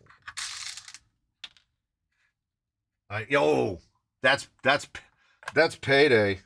Oh, I would consider a 10.3 gearbox if it wasn't so abjectly terrible. I can make that crate. Oh, now we're talking. Now we're talking. Like, I've never had any problem with this. It's not bad, per se. I just don't like it. And sometimes if you just don't like something, you know what? Oof. I told you I put like a Costco rug on the floor because it kind of helps with the spine. Standing in one place for 3.5 hours. But if you drop anything on it, let me see. Let me see if I can. Cam 3. Okay. Let me see if I can look at the rug. We'll extricate Cam 3. See if I can look. See if I can look down.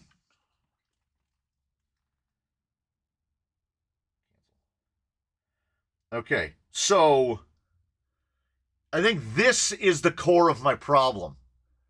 The color of that rug is not helpful. If you drop anything on that rug, you just dropped it into TV static, and now it's gone forever. Every time I touch, and here's my hideous shoes, and my leg. Feed that into Chat GPT. There's his weird leg. He's got weird legs, big feet, clown shoes, beard. I saw a guy that had fake apples on top of his cart that the battery went in. Neat. You need a horse stable rolling magnet for the rub. What? Is that code? Oh, wait, it just disappeared. It just disappeared. Okay, I'm getting distracted again. Oh! Transmission. Oh! I didn't put the screws in yet. All stainless, baby. I definitely mentioned it. 14. Not 13, 14. What about the SSD transmission? What SSD transmission? Because we understand. We can kind of understand why they went with this operation, because the floor pan on that does drop down. Just turn the mat upside down. It's got that like rubberized no-slip backing on the underside. I think if you flip the microfiber rug over so the microfiber was facing down, if you stepped on it, you would just zing! You would just rock it forward like those little slidey pucks that they make to move furniture around. That's my guess. And I don't know if I want to find out. I think these are 12s. We're going to use 12s. The workbench is getting real bad. Trail King. Here we go again. SSD Trail King Gearbox.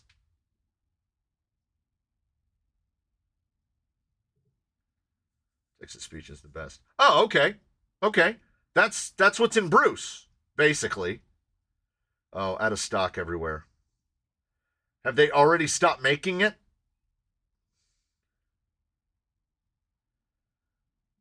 Yeah, it's just out of stock, out of stock, out of stock. Nankin Hobbies got it.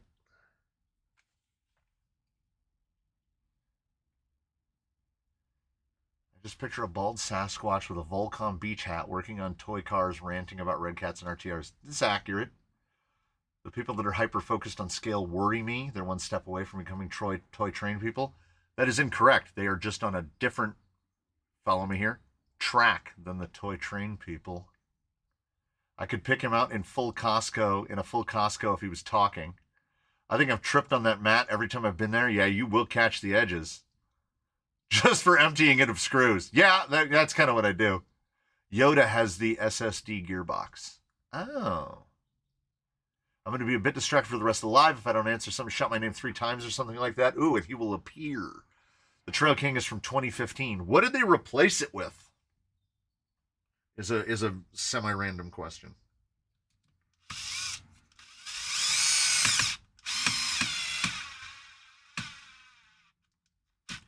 I do love the pings and pops of a ball end driver. Basically, Harry from Harry and the Hendersons. That is accurate. It's accurate. I'm also scared of civilization.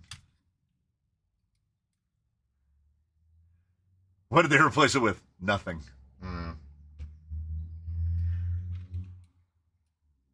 Isn't the SSD one just a variant of an RC 4-wheel drive one?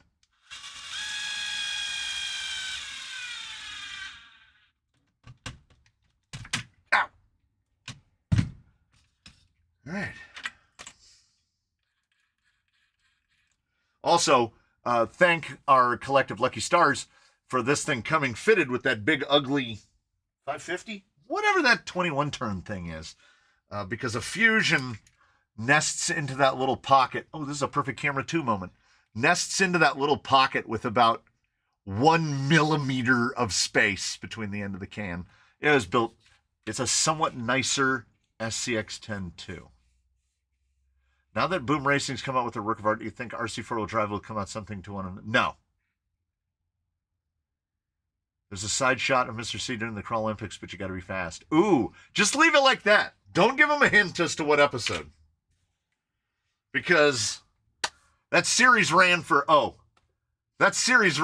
like 8 months. So I think we need to get Mr. C out to a G2 GTG. What's a GTG? I don't know what that is. Oh, here's the perfect opportunity to check Fitmento. Ooh. Oh, that's... Ow! It bit me! That's really nice. Camera 3? Camera 2. Look at that. That's pretty good. That's pretty good. And we can look up under the... This is... Oh, yeah. MKRC builds. I'm going to need another set. I definitely got to get these in Bruce, because that's going to stop the engine compartment from filling with crud. I am going to take care of the other little bits myself, non-3D printed. I'm just going to make a little... I'm going to make a little tray to cover right there so that stuff's not shooting up through these holes. Servo will plug that hole. Yeah. Those fit great. Yeah, that's... Okay, so clearly FMS had in mind a 2S. Because, like, if you take a 5500 2S, it almost fits. Now imagine if it was a soft pack or a NIM pack. Like they want it was this goes back to the era of the SCX-10 and NIM packs. So I am definitely, because I bought Bruce a present, because I like to buy Bruce presents, he got a pair of Z premium high voltage, the LIHV 4200s, and that freed up his Genzace Adventure 4300, which is his primary, and his Genzace 3600. And I'm also always amused that, like, these are both Genzace Adventures, and yet the wiring is completely different. Everything on one end on this one, these are split. These go out at the right angle. These come out in line with the pack. It's wild. But these will be the packs for this guy. And what I will probably do is just do the opposite. On Bruce, his main battery is up under the hood, and his reserve battery is in the bed. I will run this guy's main battery in the bed and put his reserve battery under the hood. Because it looks like there'll be enough room. Try to bite me again. It looks like there'll be enough room to just set this guy like on top of the fender, put a little tray in there, and keep him in the front. I am very belt and suspenders when it comes to driving out on the trails. Every rig has 2 batteries in it all the time. We've never, nope, not never. I didn't charge this. I had done some yard testing, and Bruce ran out of battery about 200 yards from the car, and I was not going to carry him. So I swapped his battery in. Joshua Stands. If you join on the day, Joshua Stands goes on the wheel. Joshua Stands. All right. That's how we do. Get together. Oh. Yeah, 2200 3S. That's what I'd run a couple times. I was watching videos in the RC show in Pomona, and they were saying it was packed. Honestly, there were as many people there as when you and I went. I'm not surprised. And Mr. True, did you go this year? Did you go this year? Because I mean, I've gone twice now, and it feels like every year there's more overland stuff and less RC stuff. So I don't know why overlanding is getting as popular as it is. It seems to be very expensive. Plug both batteries in and on a switch somewhere. Oh.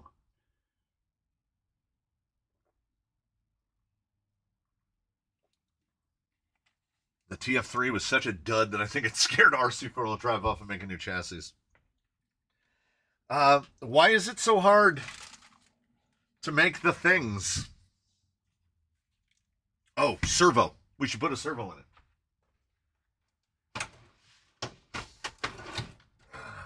We've got 44, 444.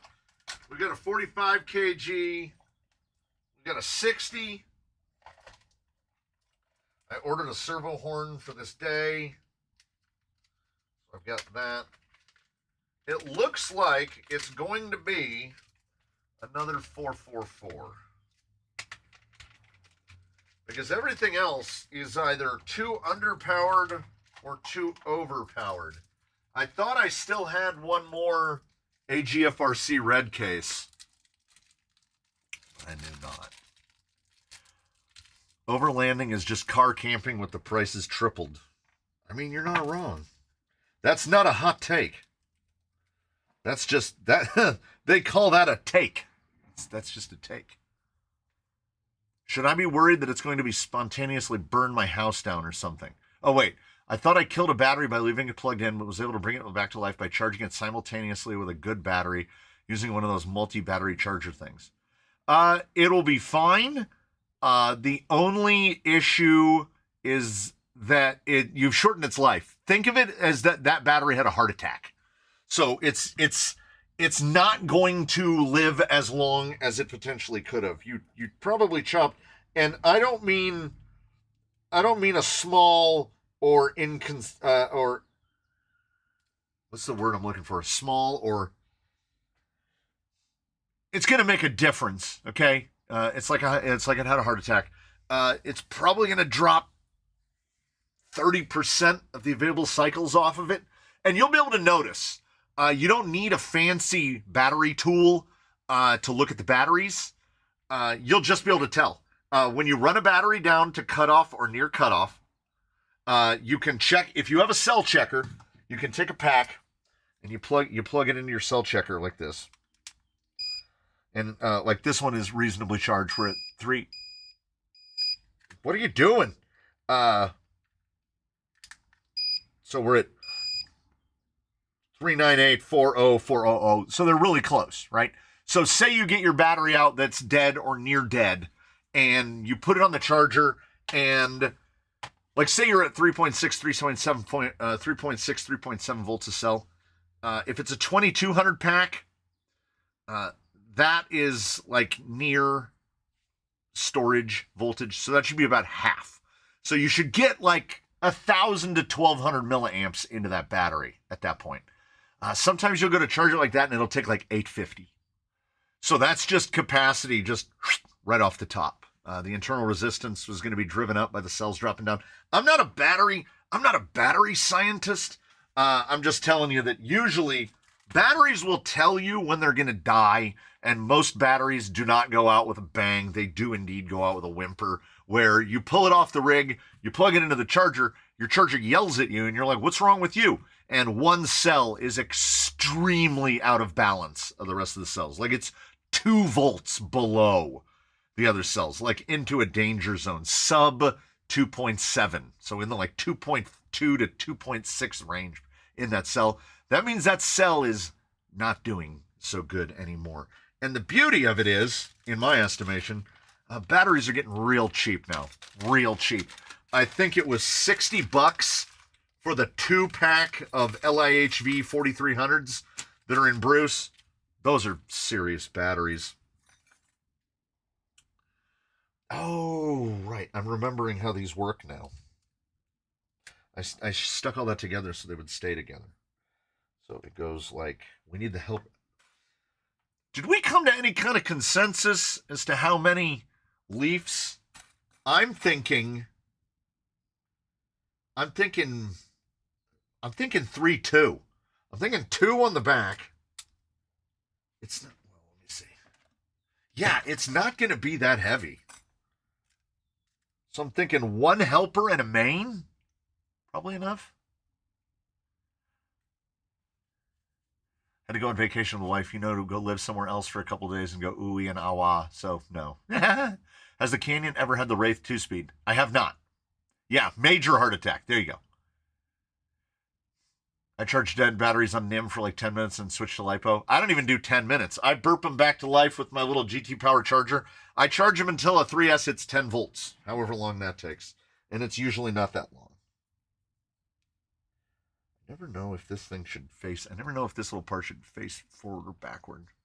Yeah, old style trickle charger is great for reviving lipos. I was keeping that big ProTech here just for reviving lipos.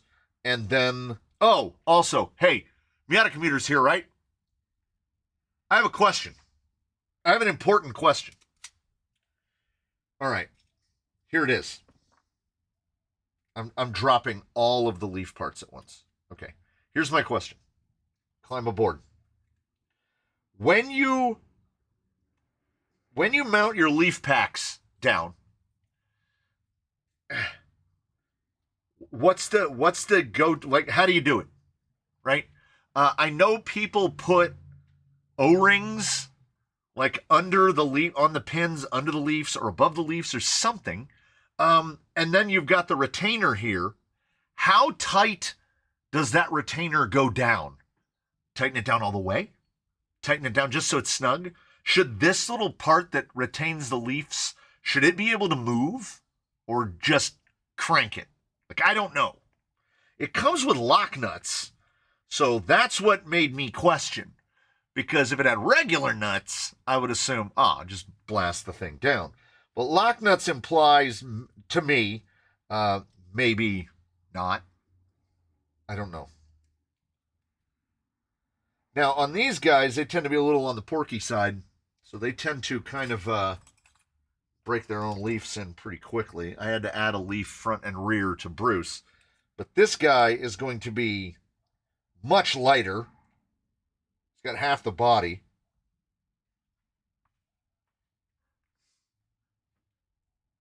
Have you tried the TRX4 2-speed copy gearboxes? Yes.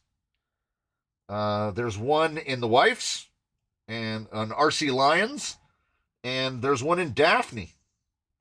Daphne has the first aftermarket TRX4 2-speed gearbox I ever bought, and it actually shifts more smoothly than a factory one because the fork for the shifter is aluminum on the fake ones and it's plastic on Traxxas. Just crank it tight. Don't run the leaf pack loose. There you go. Okay, now I know. Because, yeah, the Amazon TRX4 gearbox is actually not that bad. I think I get the RC Lions. I think I've bought it twice. It's all metal. I do recommend opening it up and putting more grease in it. It is greased, but it's greased like they're paying for grease by the gram. So it's definitely going to be happier if you put a bunch of grease in it. It was when I built Bruce, when I put the leafs on Bruce, is when I had to order this. You need the 5mm MIP wrench to tighten these lock nuts down. Anything in the real world with leaf strings should tight solid with the axle, but on 110 they should be tight also. There you go. Okay. So I'm reading that as tight, but not tight like I tighten things down. Just get it down to where the little retainer doesn't wiggle around. I do tighten the leaf packs with spring mounts installed so they are properly aligned. Okay. Well, also, because we've definitely discussed how FMS went their own way with their leaf stuff. So there's 3 pins that come through the leaf, and then the retainer actually goes around it and clamps them down. So there's no way this is rotating. And the plastic guy with the 3 pins, he has a keyed section that goes over like a little knuckle on the axle. So it won't, they like this one has no nuts on it, and you can move it about that much, has about 2mm. Once they're tightened down, the whole mechanism moves. They don't move at all. Oh, hey, that's the guy. It's 218. All right. The last person I added on there was Joshua Stans. So I think everybody's on there. Let me make sure I don't have any tabs. I don't have any concerning tabs open. No, I do not. Okay. Go to here. We go to split. I don't know why it's not spinning. Let me refresho that. Yeah, I like when it spins. Okay. Haha, Bog, good looking fella. That's awesome. All right. I completely forgot. Can we check the list? Yes. Is DRZRC? Yes, you are on there. Yes, the bird has indeed spoken. All right. So we do the thing in which you got Phil Ashford. No. Phil Ashford.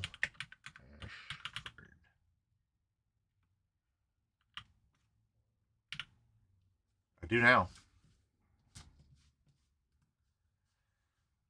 All right. Rick's RC Crawlers. Yep, he's right there in the middle.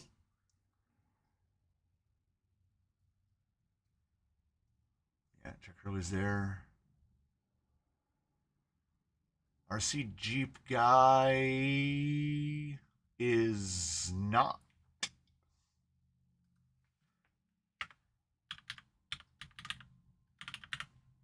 But he is now. I didn't even have to move the screen. It's right there in the middle. Has your buddy reported any fun times with Blanc? I haven't seen that guy in like 6 weeks. He bugged me to build it, and then I built it, and I painted it, and it's sitting on a shelf. I think I should be on there. Yeah, I seem to remember. Tyler Brown, right there. Oh, I'm making the whole thing move. Nice. All right. Yes, I did add Robert L., I think. Yeah, right there. I believe you told me that you could see the arrow. Evan Jordan and Lee Jordan. Evan Jordan, yes, right there. Between Ethan Welker and Flaccid Man. All right. Now, I don't check to see if the people are here. So when we spin it, we start the countdown for people to respond. Marcus Tibbetts.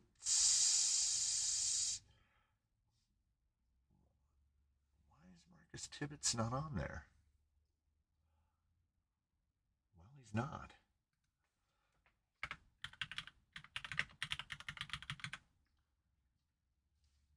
He's on there now.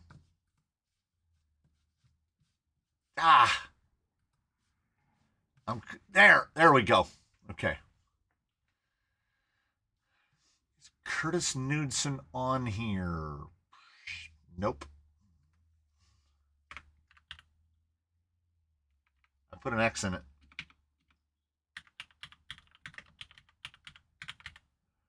It is very confusing to have everything on two screens happening at once.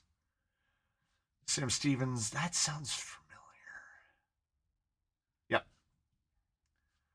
Flying Pygmy Hippo, I know is not on there because we just added the two people that are F names.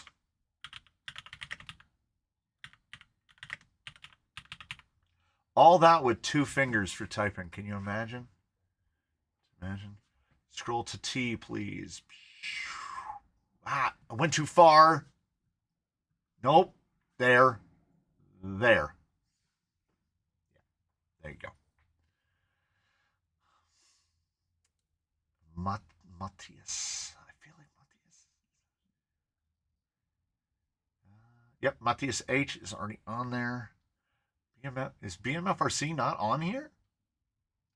He's not.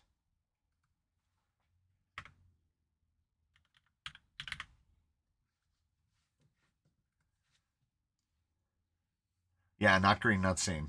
Correct. Napster K is not on it, he says. HIJ K, he's right. He's right. He's not.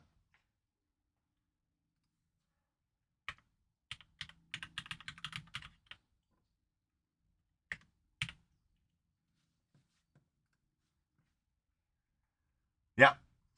2 fingers, thumb for the space bar. That's how we do. All right. We're 135, and I'm fairly sure that some of the people are not here that are on the wheel. So you got to be here to get there. So we're going to go to here, and we're going to do the thing. We're 5 minutes late off the bird, but we're going to click to spin. I want you to remember, it's coming as a slider, no wheels, tires. I just bought those. I can't give them away. So, and it is... Oh! That's funny. So, I want to hear the... I want to hear the response. I know that this one person is here.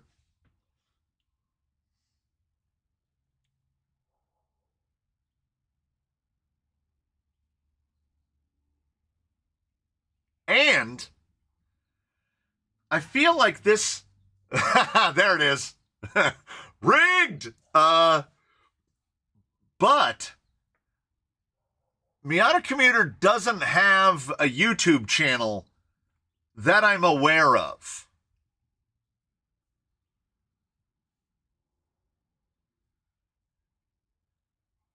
And I know where this is getting shipped. So Schuylkill. It's going to Schuylkill or nearby, somewhere around the Schuylkill area. I just like to. Oh, there it is. Wait, I got to go back to here. There it is. That's what I was waiting for. Spin again. It's not really my style. Miata commuter wouldn't touch that trash. Okay, Henry. Your name is on the thing. If Henry's name comes up, we're spinning again. So saith I. All right, we'll leave him. We'll leave on there, and then we'll. Oh, you know what we didn't do? We didn't do this. Wait, we gotta be back on the split. We didn't do this. We didn't go shuffle. We gotta shuffle it a bunch. Okay. So I can't see chat when I'm on the wheel, so we're gonna just do this. Pow. And then I'll go back to where I can see chat again. Miata did indeed say spin again. A boop. I haven't seen that guy today. Is that guy here today? Is that guy here today? Yeah, Henry's screwed. His name is on there, but if he comes up, we're just spinning again. So I haven't seen Bertel FPV in the chat in a minute, but that doesn't mean they're not here. So I don't know. What do I do? How do I do this? Okay. So I'm gonna come back. Yeah, I haven't seen that name today. Okay, he added him. All right. Boop. Well, I don't have to worry as much about the Discord anymore because the Discord helped me populate it with names. And then I learned that you can sort the names you can sort the names alphabetically. And once you could sort the names alphabetically, things got real easy. No, it's not every member because it's only people that have been asked to add. If it was every member, a lot of the members are gifted memberships. So, like, many of those people might have never even watched a live. My buddy, that was an auto detailer, has been gifted a membership 3 times. He's maybe seen 1 or 2 videos. Yeah, I'm gonna give Bertel a couple minutes. We'll give him till like half the hour.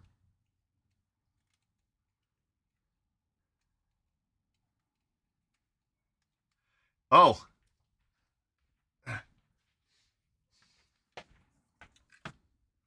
Not a party till the wieners come out. True, it's a true statement.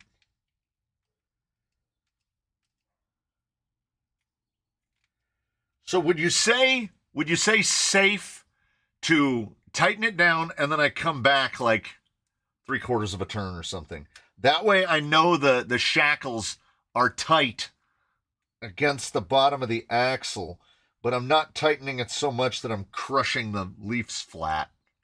Yeah, it's 2 minutes. It's 2 minutes. It was about 2:28, wasn't it?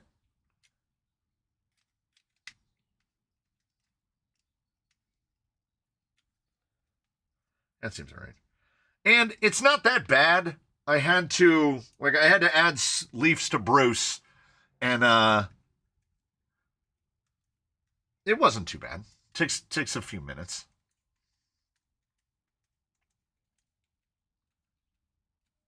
Truckosaurus got 6 of them.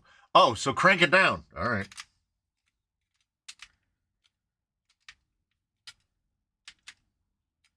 Well, now I got to check Bruce. I got to check Bruce to make sure. Yeah, okay. We're coming up 2:30. So I'm going to keep tightening these down. And then we're going to go back to back to the split. We're going to go over here. We're going to close that. And then we'll give it another shuffle, and then we'll spin it again. This is turning into a less fun Brorb episode coming up on William, who I also haven't seen today. Boy, it's getting really hard to give this one away. Bertel FPV, too busy programming his MT-12. Yeah.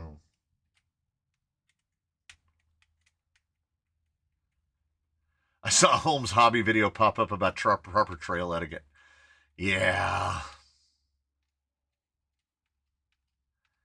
All right, so we'll let it go two-ish minutes. All right, is William here? I haven't seen him.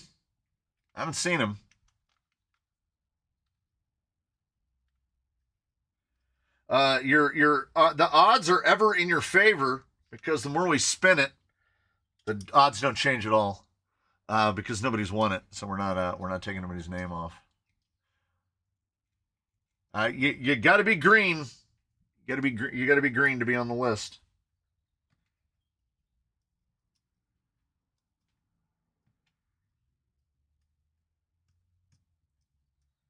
And I'm starting another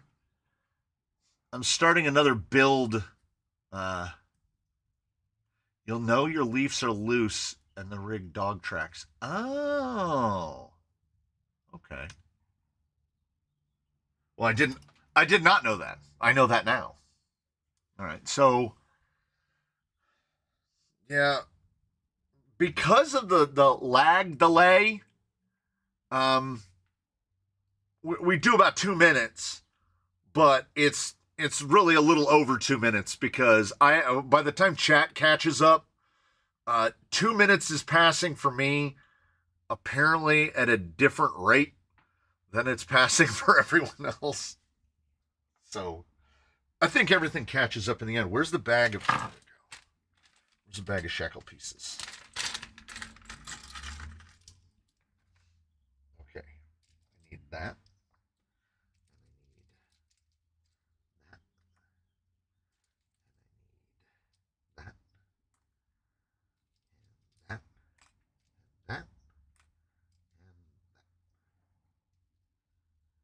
Put the rest in the bag.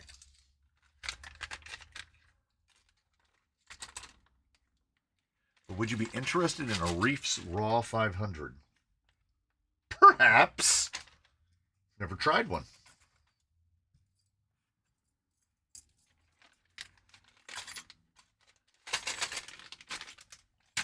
All right, now, I can't remember how these go on, but I'll figure it out. Oh, yeah, okay. Now I'm getting distracted by alerts on my phone. It's going, we'll go back over here, and then we'll do this, and we'll close that, and we'll hit it a shuffle again, and we'll do it again. What are we up to now? Was that 3? That was 3. Number 4. Clive Whitford. Do we have a Clive Whitford? See what I'm telling you? It's turning into that thing again. We're spiraling down.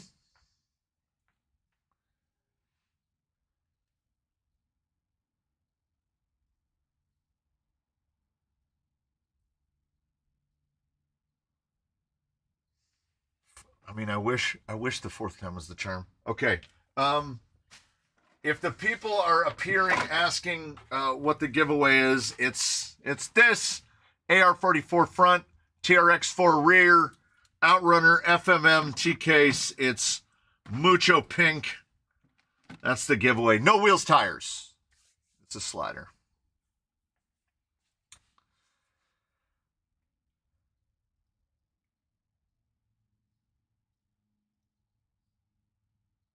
Yeah, the winner is wearing Ed's shoes. They're just dodging it. Just absolutely dodging it. Look, I've saved cardboard boxes. It's going. The mullet leaves, regardless of how hard it might fight to not leave. It's definitely leaving.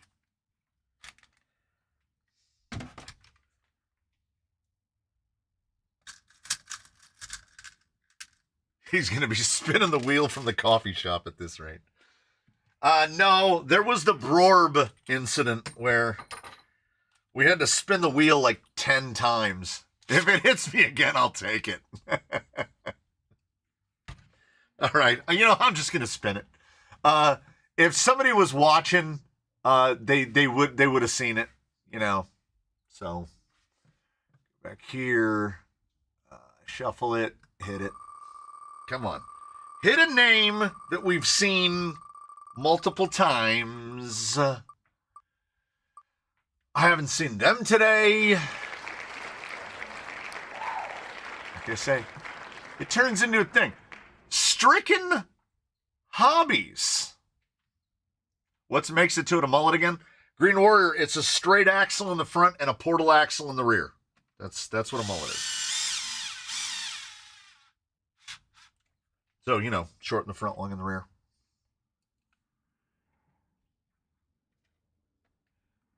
Hey, Stricken Hobbies calls in with a here. Now, the other question is, are you going to Miata commuter us and start this whole process over again? Or are you going to just say, I'll send you an email? Because you can say you're going to send me an email and then I will know where to send it. We do indeed got a live one. That was far more work than it should have been. Now it's going to its forever home, which I don't know where that is. I don't know where that is.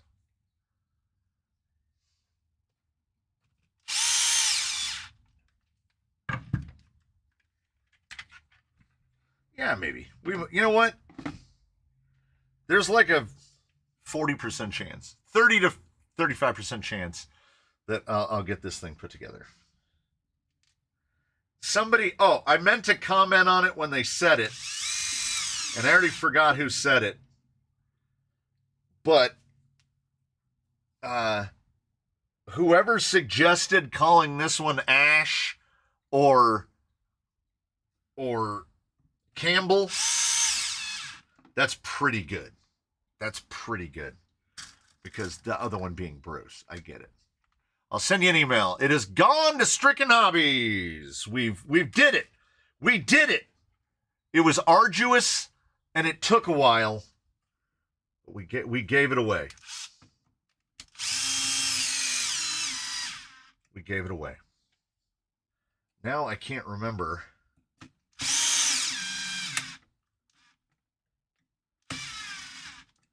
Now I got to look at Bruce real quick. Jonathan D said it. Ash and Campbell are pretty good.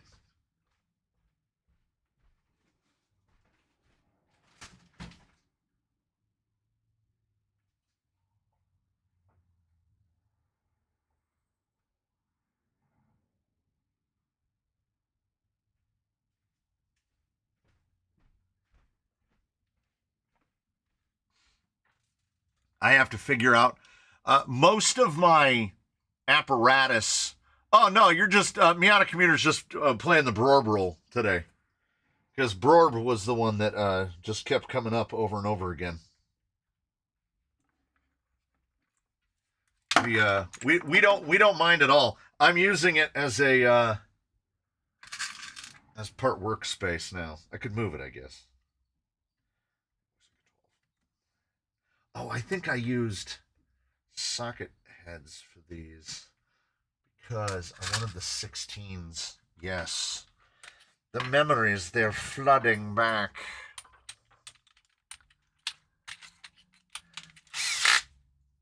Yeah, Broad made it difficult, so it was your turn. Not too tight. You want that part to be able to move. That I've learned.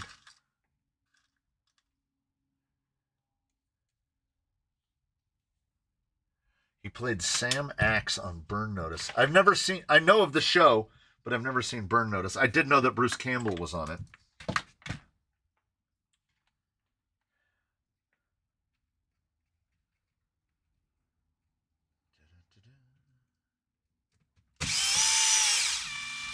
Well, it's at least... Ooh, that's not great. Ooh, mosquito. Got away. At least it's going to have rear suspension on it. How far we get beyond that, time will tell. I have one of those little 18650 chargers and Opus. Every once in a random while, its fan just kicks on. And it makes me go, what is that?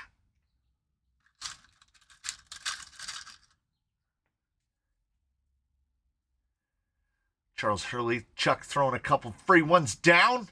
When do we see tiny tire tests? Oh, God. I can't get the camera far enough over to see where it is. I've gotten to the point, it's gotten so bad that I've had to start writing down the to-dos on a whiteboard. It's a lot. It's a real lot. I'm probably sitting on a month of content that is uninitiated. No, haven't started any of the recordings on it, nothing. Because we have regular installments that go up. And I would also like to point out that I did 2-a-days for the Wizard. The Wizard was 2-a-days all the way through. So it didn't even really impact the schedule. Yeah, I think 2 will be good. They'll take a minute to break in. I saw a picture on Facebook where a guy had gotten, what do they call it, wrap? Where his axle had like his pinion was pointing straight up. And I was like, how would you do that? I don't know.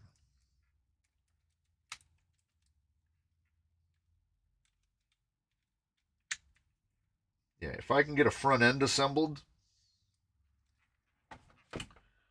we're going to have something. We'll have a thing. I've got some touring car tires. Touring car tires make nice steering wheels for transmitters. I made the pile. I had the pile out of sight, and then I realized that was counterproductive. So I moved the pile of, so the RGT shooter is here. The BRX-02 is here and not built. Sputter Crawler has got a rig here to build.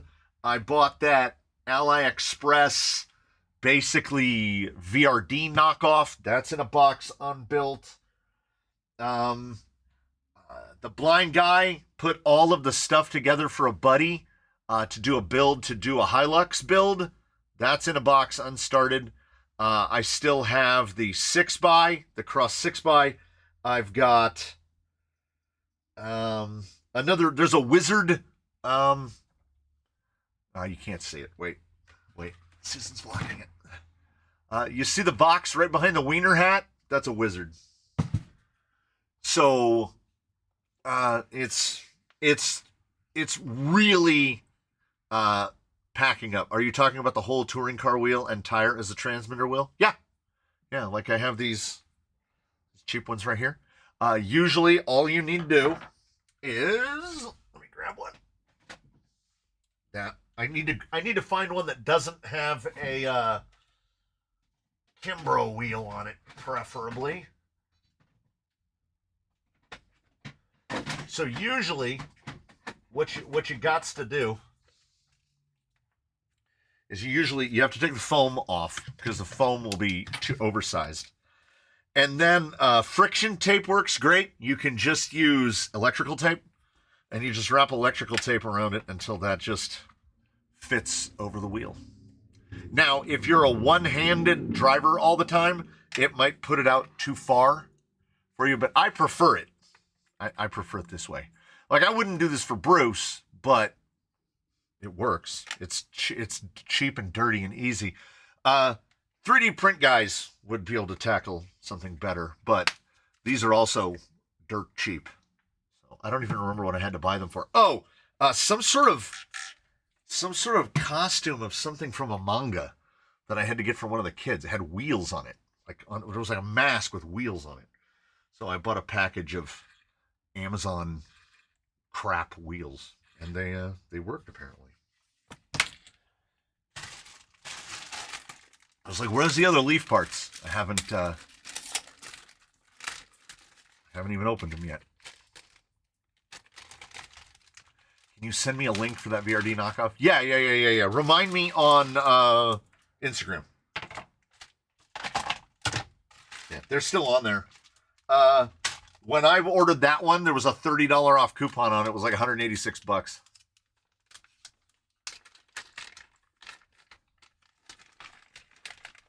Now, all I need, because we're salvaging from the other guy, all I need are the shackle-specific parts. And then the rest we can save. And maybe I'll lose my mind and start building my own leafs, like that guy that makes them out of recoil springs. I was about to say I need an adapter to go 12mm hex to radial link or Dumbo. Yeah. It's perfect for guys that 3D print. But I'm not that guy.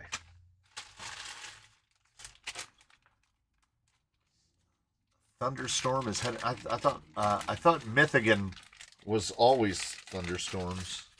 Just thunderstorms forever. Yeah, I agree. I'm with Miata Commuter on this one. Painting is the absolute bottom of the barrel. I never look forward to it. I try to paint a body as fast as I can with as little effort as invested as possible, because I don't know, it never feels like there's an ROI on it, you know.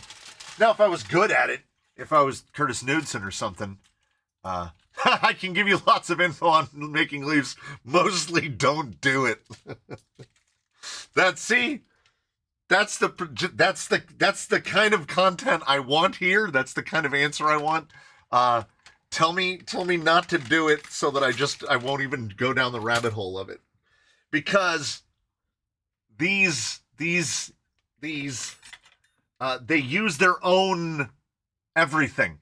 They're 140 millimeters long. They have 2.5 millimeter holes in them because they don't actually have screws that go through the holes. These leafs aren't like any other leafs. It's why I had to make my own leaf adapters for Bruce. Well, half of them. I bought the Power Hobby ones and then was too impatient to wait for them to arrive, and then built my own, as I am apt to do. Oh, I got all those out for a reason. Because I can bolt all of this stuff down right now, and then it won't be rattling all over the bench. That'll be great. The leafs are definitely easier to do if you've done it once before. I've made leafs out of steel pallet banding material. Oh. I get the feeling it would...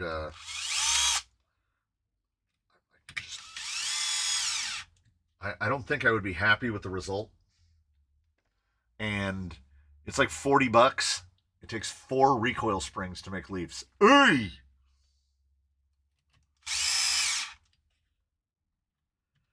So what you're telling me is, if you want more leaves, just buy the kits. I didn't know that when you squish Canyon custom inserts to put them inside a tire, they need some time to get back to their full size. Yeah. Yeah, they'll be all dented. They'll be all dented and malformed. Yeah. I do lots of leaf conversion mods. Ah. If you're painting, it means winter is over. Painting is good. Well, I just painted that. We don't have winter, so that's... No! So that's always a thing. If you don't have winter, your relationship with winter is different, and therefore I think your relationship with painting is different. I do lots of leaf conversion mods. I buy the leaf kit. Okay. All right.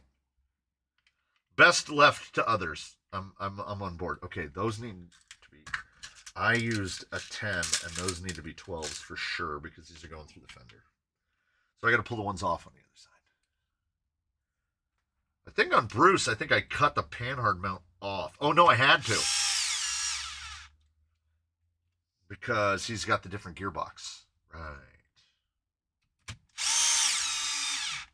I'm going to avoid, and as I say that, what's the email address? Make sure I have crawlercanyon@gmail. I am that guy.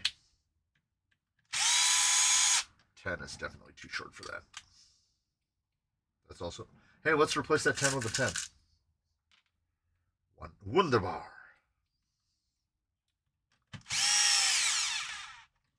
So all I got to do is assemble front leaves. I didn't know there's a knockoff of a VRD. Yep.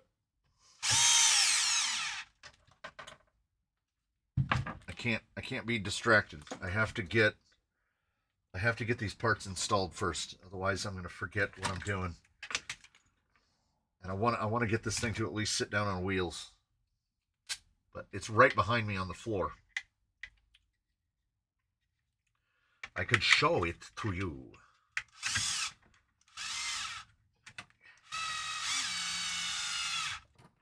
Nice. Really pulls the whole room together. I usually buy the extra speed leaf springs off of eBay. In Portland, it doesn't officially stop raining until the 4th of July. Woo-hoo. 20 days a year. That's how it works in the desert. Man, those fenders look great. They really do. That's like some factory level quality stuff right there. Bunch of these 16 sockets. Yeah, I think I got halfway into a thought, as I am apt to do. I got halfway into expressing the thought that on payday, which is Monday, on Monday payday, I'm going to have to clank probably $150 at McMaster Industrial because some of the screw bins are getting really low. Because some idiot just keeps building things. What end does the shackle go? I gotta go look at Bruce again. Okay, shackle in the front. Just didn't want to do it backwards and have to undo it to redo it correctly. Yeah, these are, like I say, if I had that guy's ability with the 3D printing, I'd probably 3D print. Ooh, okay.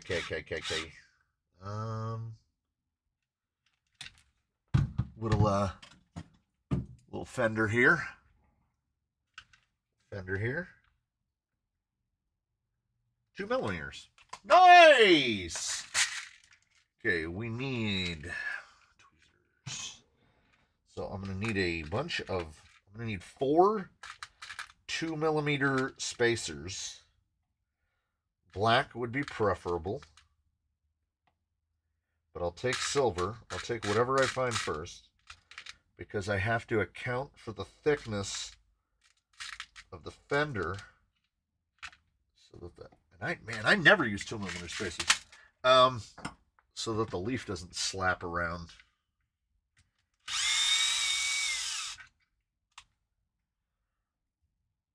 Let's see how fluidly I can do this. What kind of screw gun are you using? This is a Bosch PS31. This is the brushed one. I do not recommend the brushless one. I like this one, but I under no circumstances would I recommend the brushless one. It's far too powerful. This one is basically too powerful, but I'm a pistol grip guy. I tried to use a... Is this the hanger? The swivelly part goes in the front. I tried to use a, I don't know what they call them. Just the rod-shaped drivers. I can't do it. I can't do it. I've been using pistol grip drivers for so long. It's all I know how to use. And I'm suckered into the Bosch ecosystem. Longest shocks you can put on a 79 Bronco TRX4 non-high trail, 90 millimeters. If you go longer than a 90 millimeter, you are going to you're going to mess with the geometry. So now, if you're willing to change a screw stick, yes, the Bosch the Bosch brush gun is a lot easier on the tools, on the tips as well. Yes, and also where the screw. I'm just going to start calling them screw sticks now. Kells has given me screw sticks. I don't use screw sticks because if I want to take this out and put a drill bit in it or a speed tap in it, I can do that. I basically use this for everything until I use them for about 2 years and it wears out. Yeah, as Hentai Bible points out, I'm a Bosch guy because I'm suckered into the ecosystem. I have at least a dozen of these, which is 3 18650s in a little magazine. But because I have a dozen of those and like 4 chargers and multiples of the impacts, this is the ecosystem I'm in. It's not that the Bosch is any better than a DeWalt or a Milwaukee or whatever you want to use. It's just that I'm a Bosch guy because a couple times a year they go on sale where you can buy this pair with 2 batteries and a charger for $99. I've used the A&M Shackle Reverse Kit and the RC 4-wheel drive Shackle Reverse Kit, and I've made my own. Yeah, I have the A&M on Old Blue on my Marlin.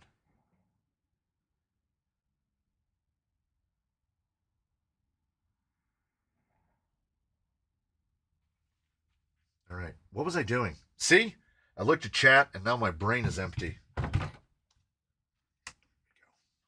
We're putting a little spacer on here. We're putting it on the inside. We're putting the leaf to the inside just because this is easier. Have a great weekend and a happy Easter, everyone. I agree with that guy. Should be a pretty good weekend. Weather won't be too bad.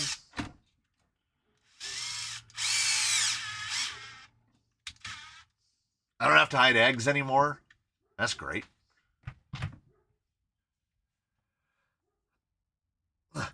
Screw stick. Oh, that's still so good. They're just a little more than the Ryobi, but way better. Yeah. Yeah. Ryobi or the... I'm really surprised that Lowe's Ryobi, a.k.a. Cobalt, I'm amazed that Cobalt doesn't have a compact version like this. They just have big pack everything. Because I live much closer to a Lowe's than I do a Home Depot, the only Ryobi tool I still have is an inflator, the little cordless inflator. It's the only thing I have left of Ryobi. My garden shed, which includes all the tools that I use to work on the course, it's all Cobalt. It's Cobalt end to end. Angle grinder, sawzall, multiple drills, impact, hammer drill, all of it, all Cobalt. A, cheap. B, you can leave them out in the rain and not care. You're like, oh no, I left the sawzall out in the rain again. Doesn't make a difference. Because when they're on sale, they're $79 and they work just fine. I've put that poor sawzall to so much work. Oh. But have you seen my most recent email about the Losi comp crawler trade? Yeah, I don't want to be rude or abrupt or interpreted improperly, but the only way I can respond is to say nothing that you've sent me in an image is anything that I need. That's what it comes down to. Like I said, what I do is I do stuff like this. I build stuff like this and I give stuff like this away. So I'm going through links, shocks, chassis, servos, motors, ESCs. I'm going through the componentry to build things. I have not, and I'm only slightly starting to come close to embracing things that are 3D printed, but my embrace of 3D printed things basically extends to like these fantastically done fenders, these wonderful jerry cans. He offered to print the box to put a battery in the bed. That's the kind of stuff I use for 3D printing. I tend to steer as far away as I possibly can from 3D printing structural stuff. It's not my thing. I don't consider, it is not a consideration, 3D printed chassis rails, 3D printed shock towers, 3D printed braces, any of that stuff. I just don't do it. I'll make it out of Delrin, I'll make it out of metal, I'll make it out of carbon, I'll make it out of Garolite, I'll make it out of some other material, because my background, it's too late. It's too late. The old dog's tricks are make pieces out of aluminum, make pieces out of Delrin, start with a big chunk, make a small piece out of it. And for better or for worse, it is where I is. So, I mean, I would love you to have it, and I'm not asking, I'm not hoping you offer me the moon for it. I just, I haven't seen the thing that tickled my fancy. When the Ascent was here, when the Red Cat Ascent was here, I traded the Red Cat Ascent for a Surpass big block brush motor. That's how attached I was to the Red Cat Ascent. So it has to be the thing. Like if you were to tell me right now that you would go on Amazon and order me one of those anniversary edition servos, like an A75 servo from AGFRC, the anniversary edition with the like buggies on the side of it, I'd trade you the comp crawler for it. That is always an option. That's always available. So I CNC mill shock mounts from aluminum. I am a faux machinist. I'm not a real one. I'm a fake one. I'll put something in a lathe and then attack it with a file. Miata with 5! The Sawtooth lives on! For the Sawtooth! It's you know what? Of the phrases that have come out of here, of the stuff that we do here, For the Sawtooth is one of my favorites because it is as close as you can get to a fully inside joke. Like most people, 99.99% of people have no idea what "for the Sawtooth" means. There's maybe 200 people in the whole world that know what "for the Sawtooth" means. I love that. Ooh, these nuts are tight.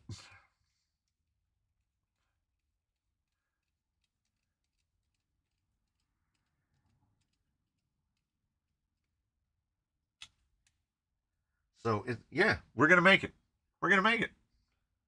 For the Sawtooth. It is, so there was that festival of gifted memberships where the one gentleman, I want to say he's from NorCal, where he dropped a 50. That was like instead of like a slope, it just went up like that. So it was like the Sawtooth had a broken tooth. It just went straight up. Then following that month, the number of non-renewed memberships was truly impressive. Like I picked up 250 or so in that month, and 237 didn't renew. And in a typical month, I lose a handful of paid, like full-time memberships as well. So there is unquestionably an attrition rate.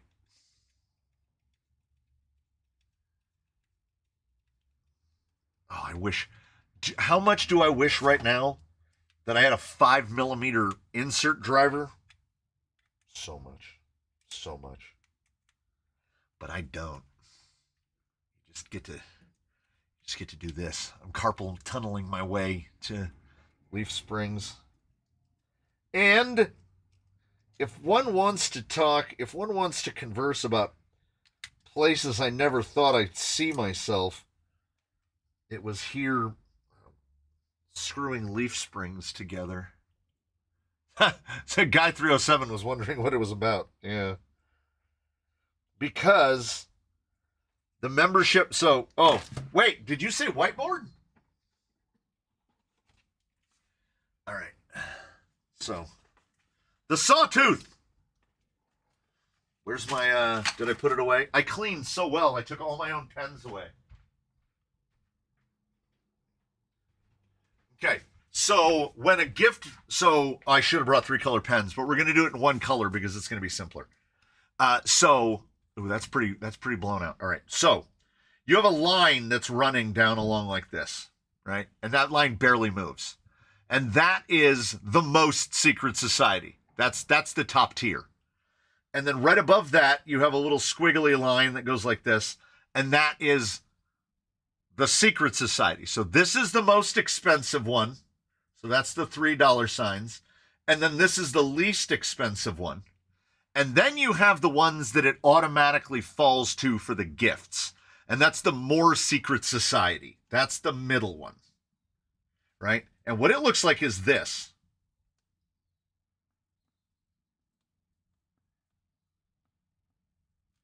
So, gifted memberships. They last for a week. The gifted memberships from 3 weeks ago roll off. And then we wait and we go to the next live stream. And then it goes up again. And then it goes over. And then they fall off. And then it goes over. And they fall off. And then it goes over. And then the next live stream comes. And they go up again.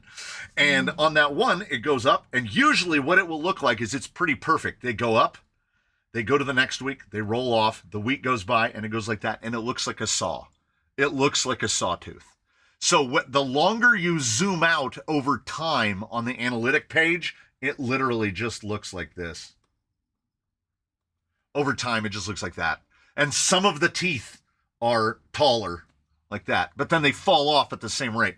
It's actually really rare to see this. Usually it goes up, it goes over, it goes right back down to where it was before. So there's an imaginary line right here, which are people that actually carry that tier of membership. So they're like permanently subscribed. We're about 50-50. So about half of the channel members are ones that are gifted during the live streams. So they're all constantly boom, boom, up and down, just the sawtooth. It looks like a saw blade.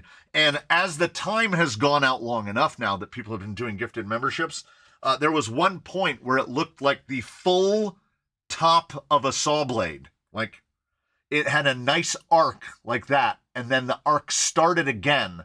But then that other one went zoop. And the graph had to grow bigger because I want to say you loons gifted out like over 100 in one live stream. That looks like my portfolio recently. Well, as long as it's not going below that line. Yes, the other sawtooth. Here's the other more fun. This is the more agonizing sawtooth. So it has a line that goes right through the middle of the screen like that. And it says $0 on that line right there. And this is my affiliate intake from A-Main. So it'll go like this. And then it'll go up like a whoop, whoop. It'll go like that. Because somebody bought something that day. So it has hash marks for days. So these are days across like this. Right? And it'll show like, I want to say it's like 14 or 28 days. And then it'll just go across like this. And then somebody goes nuts and buys like an X-Max or something. And there's a big bump. And then it goes for a couple days. And then you might have a couple little spikes like this. And then somebody will return something. And then you have this thing that goes down below the line like this. And that's the one that feels really good. This one right here. Because it'll be like, your earnings for today is minus $22. And I'm like, woohoo! And it happens all the time. It's wild. I am the guy who will return something under only the direst of circumstances, and I genuinely think that that is an anomaly. I think a lot of people return a lot of things. Like my last returns, I can't remember the last time I returned something to Amazon. I've never made an A-main return. The last time, I'm trying to think of the last time I returned something to Amazon that wasn't like, I ordered a Flash Hobby 60 kg, and when it came, it was a used box, and inside of it was a 35 kg blue case.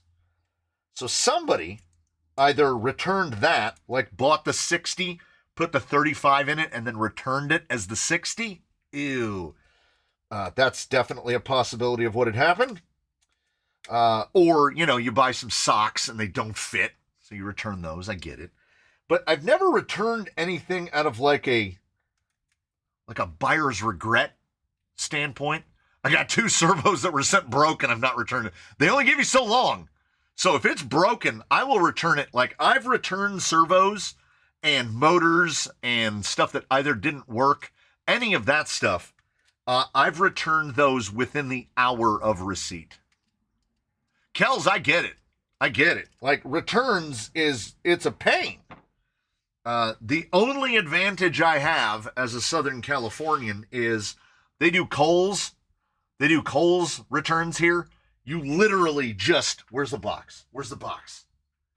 So, where's something new in a box? I don't know. So, okay, let's say this tape measure that I bought to keep in the car, but I keep forgetting to put it in the car. I love a lever lock. This is the best kind of tape measure. Fight me. I needed a tiny little one to keep in the car to make sure if it's going to fit in the car. If I was going to return this to Kohl's, you take it just like this, and you just hand it to the guy. And he puts it in a bag. He scans a code on your phone. He puts it in a bag. If my return says I have to go to the UPS store, the UPS store is a lesser version of going to hell. I don't want to overstate it. I similarly don't want to understate it. The UPS store is terrible. Now, I think it goes this way. Let's hope this servo fits. Yes. Ooh. For you current or future... Oh, yeah, the post office? Yeah, the post office is right over there.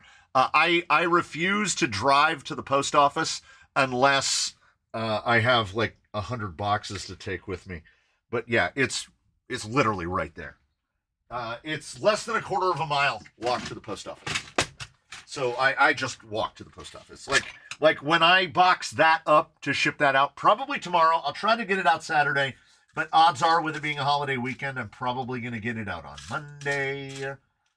So when I ship that, I'll walk it to the post office.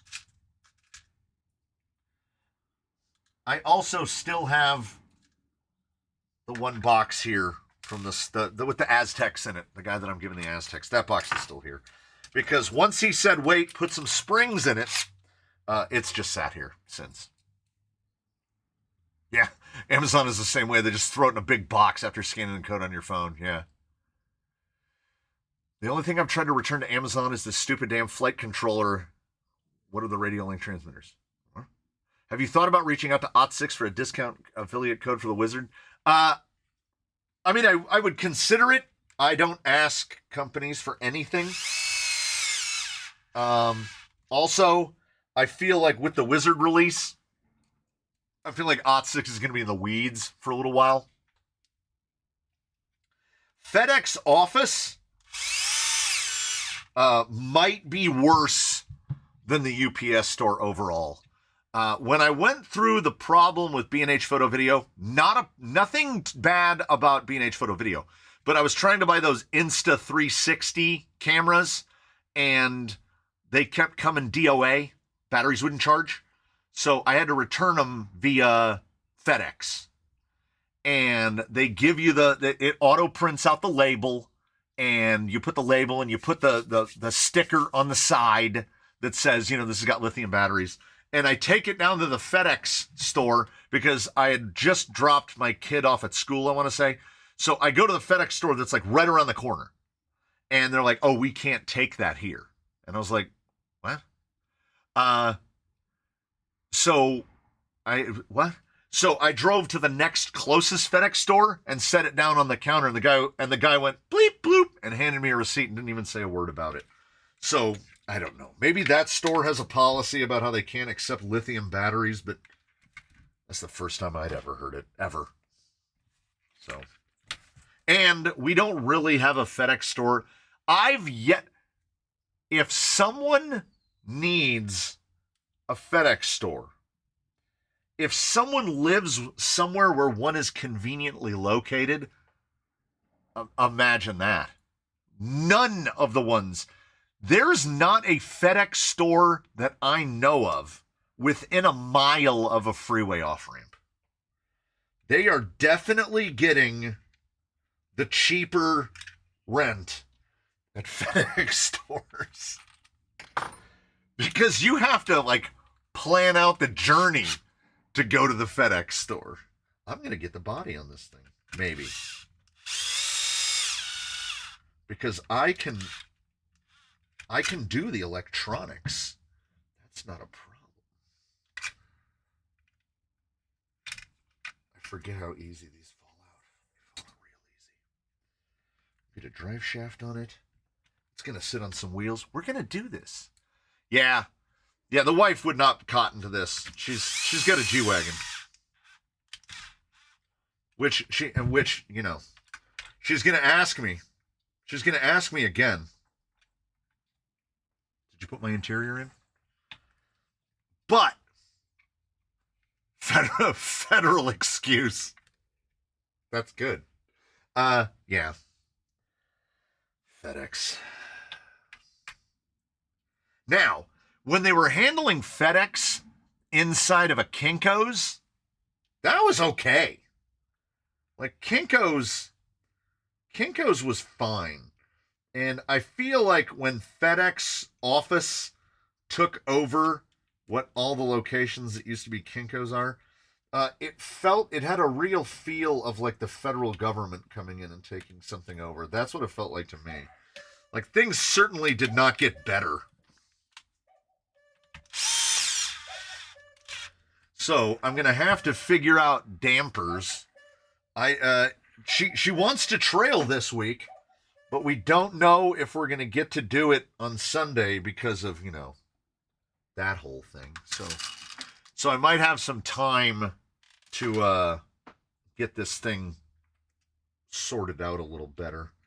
I do wish, if there was one wish that I could have, it's that the guys down at FMS, when they molded these little pieces that the shackles go around, when they molded those pieces, if they had put a little bit of clock on them. So that isn't happening. That pinion angle is just straight out. It's just straight out. If they had clocked those little molded pieces, I just had this instinct where there's a 3D print guy I know. I think I need to mail him some of those pieces and be like, can you make this? Because that's all it is. The rest just pivots. Where is it? It's in the bag. So this piece right here, it has the little molded shape in there, right? So it won't clock. It locks down. See how it's shaped?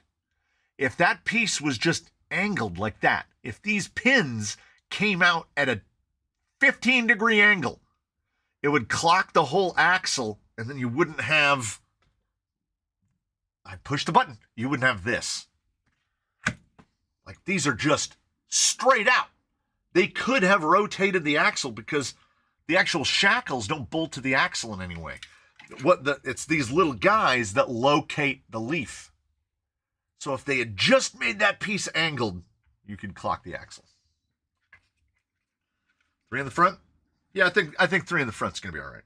Yeah, I gotta sort out steering. I gotta sort all that stuff out.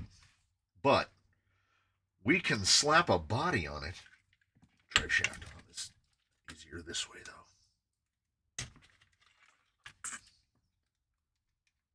It's surprisingly light for how big it is.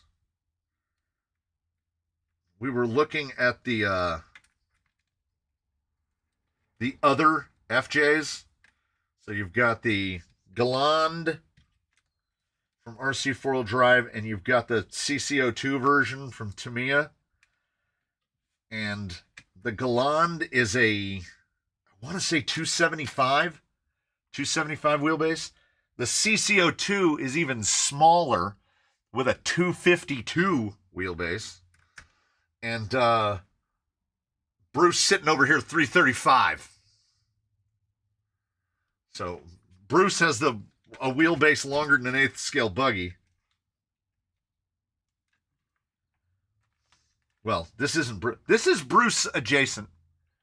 Can you possibly make 15-degree wedges out of Delrin? Well, see, because of the way the shackle is, what it needs to be is this piece needs to be able to turn on the axle. There's a little, oh, I've got the other axle. Okay. So when you take the link mount off, okay. So the link mount and the leaf mount bolt onto the axle in the same way. So here's the link mount. It bolts on with these 4 bolts and the link attaches there. So when you remove those, these 2 pieces clamp over the axle like this. So they mount, oh, this is so hard to do. So they mount to the same 4 screw holes, and then see how they have this little guy? This bracket notches over the top of those like that. And that's what stops it from rotating. We need that piece to be skidded forward like that to rotate the axle. So it's this is the piece that controls the angle of the axle. That is an odd way to make leaf suspension without U-bolts, I suppose, to simplify it. Yeah. Can't you break those off and make your own? Well, see, that's the thing. The bolts, unfortunately, none of the other axles are outfitted with the leaf mounts. The U-bolts, they don't attach to the axle in any way. They just rotate. This is what places the leaf on the axle. So it's that piece. So I'm gonna talk to that 3D print guy. That 3D print guy does some beautiful work. So, what size pinion do you run on a TRX4 Sport to make it slower and more torque? My wife's has a 12 in it. I would say you're going to be looking at 12 or smaller. And if you have a Sport, the first thing that you're going to want to do is get the 45 tooth spur gear. They're $3. You want to get the 45 tooth spur gear from the 2-speed versions. That will slow it down significantly. Stock gearing on a TRX4 Sport is $17.39. It's way, way, way too hot. I would prefer to see it with the 2-speed. You can get away with a 12, 13, 14. With a single speed, I would go with like a 12 or an 11 to the 45. It will still be fast enough, but it will be a lot more manageable. The 45 is the big change, and then go go many teeth down on the pinion. Yeah, it's the centering pin type thing. Oh, for my liquid intake. Oh, with a 45 tooth spur. 12 or 11 is what I would say. You can go all the way down to a 9, but if you're driving it anywhere other than on rocks, that 9 is going to make it feel really slow. You're going to be really pokey on a 9. So I would say 12 is kind of is a good place to be.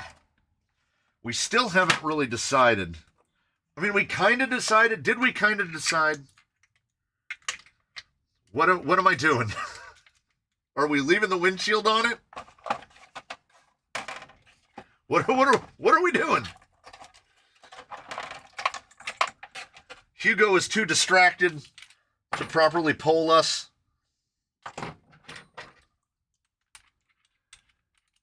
My neighbor has a 9 in his.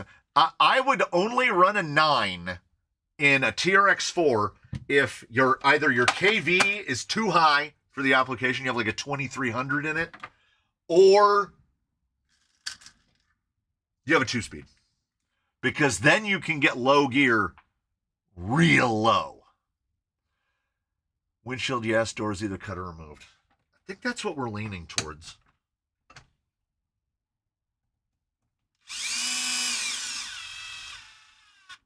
You really only get good bite out of the screws into this plastic. It's not my fault I'm not YouTube certified.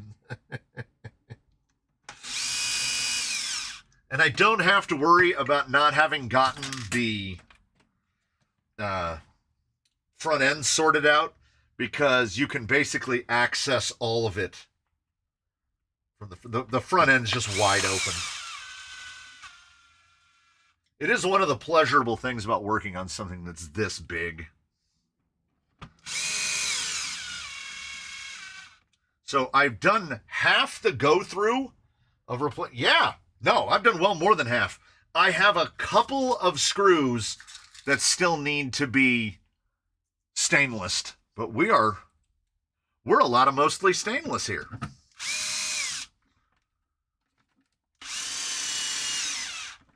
It's crazy that this whole thing attaches to the body with 6 screws.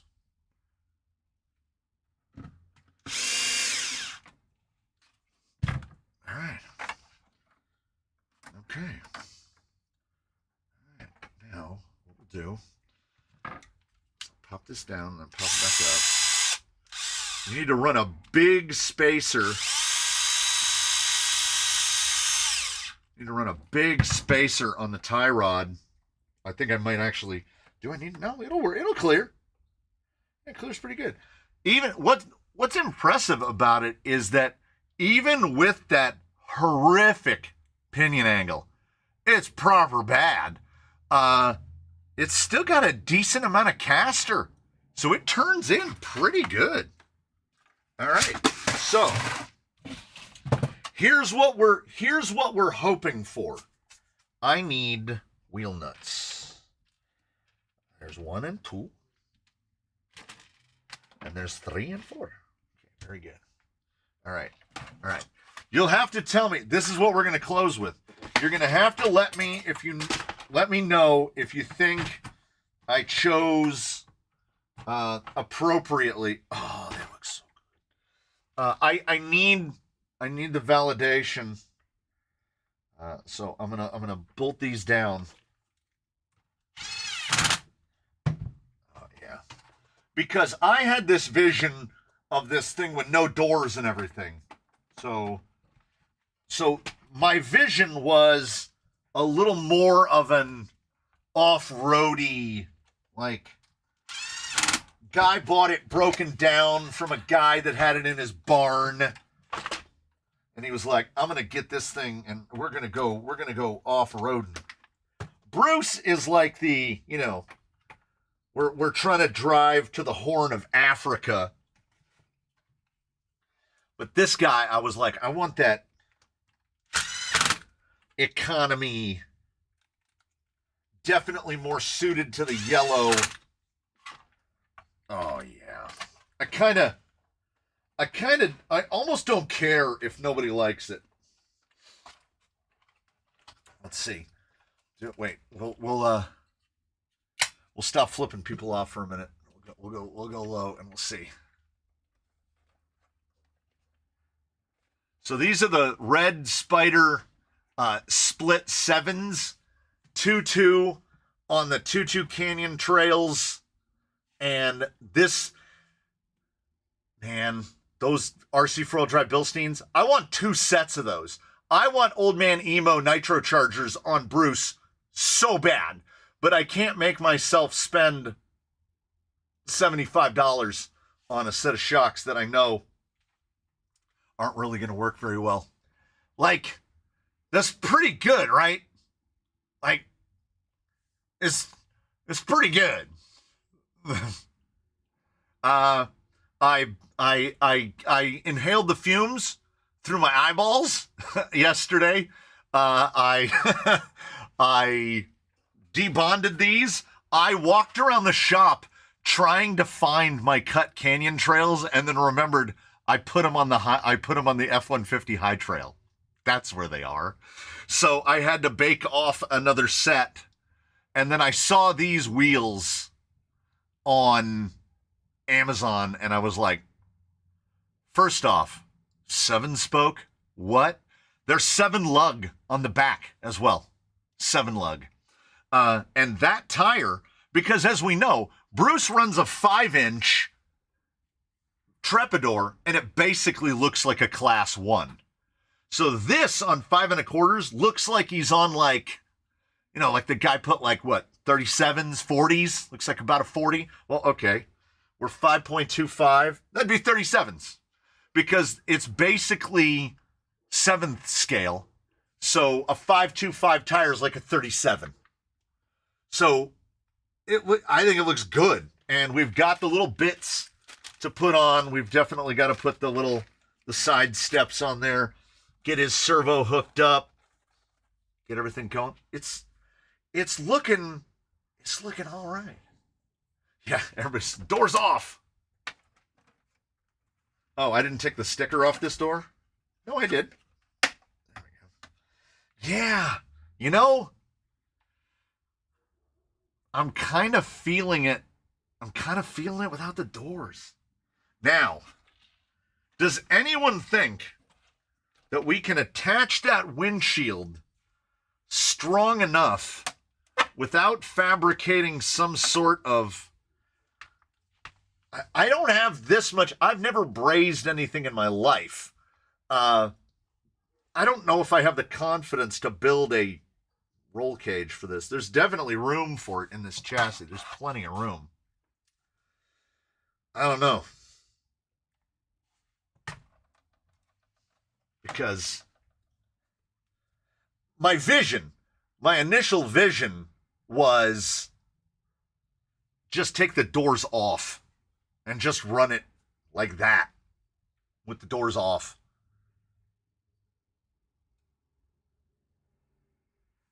Yeah, but if I glue this, what's the survivability rating? Like, how survivable is that going to be? But you know what that did just make me think, though. Shop Mini RC just said it. So where the fake hinges are on here, attach actual hinges on it so that the windshield can actually fold down. That way, in the event of a disaster, maybe it will just fold down instead. How is this held in? Glue? I don't want to angrily break off the rearview mirror. But I don't think it needs it. Yeah, I'm definitely just walking away. I'm just 3 minutes over. Ooh, yeah, we are 3 minutes over. I'm just walking away from the bench when I'm done. Looks like just tension. Nice. Had a little bit of snotty glue on it. That just pops right up. Yeah. We're going to try some stuff. When you see this thing out on the trails, it might be the upcoming episode. I don't know. We'll get it out there. Yeah, the half doors. Yeah, I'm thinking about half doors. Long piano hinge. I wonder, can you get a super tiny piano hinge? That might look pretty cool too. I don't know. I'm leaning towards half doors. Half doors with the windshield. Like just omitting this part, cut the back part off. Maybe leave those on to support the windshield. I don't know. I've got some stuff to consider. How much is spare pair of doors? I don't know. I didn't. I honestly didn't look, because when I was going to order it, it wasn't going to have doors at all. MKRC says, "Don't cut the doors. I've got an idea." That's all I've got. That's all I need to hear. The hood uses it's on actual hinges. Actual little hinges. All right. He said don't cut the doors, so I'm not going to rush into it. So it might actually just run like that. Like we'll run it like this. And it's surprisingly not that heavy. It's surprisingly not that heavy. And no dampers. It would be a wobbly bobbly boy. Yeah, all right. So we've gone a little over. That's fine.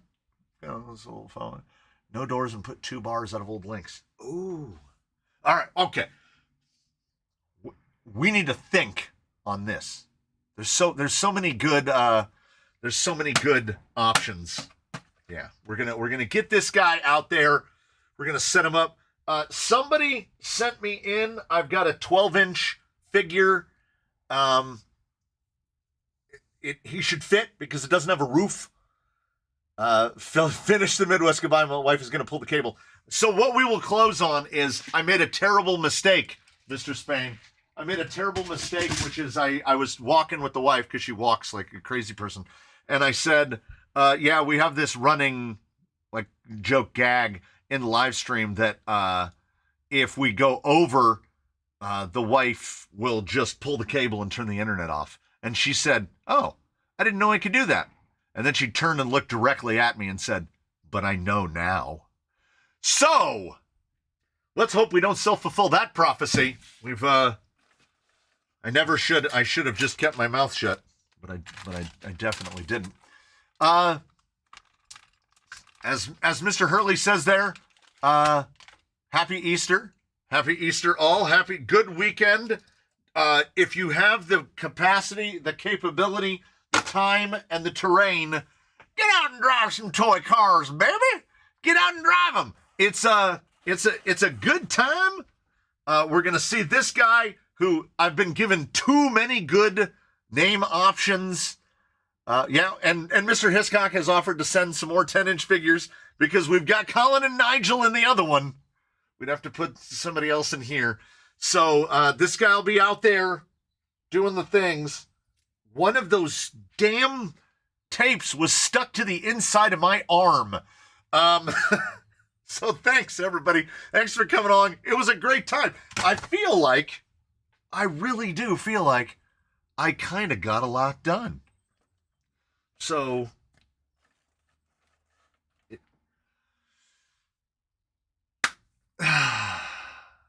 you want to see it? You want to see it or do you not want to see it?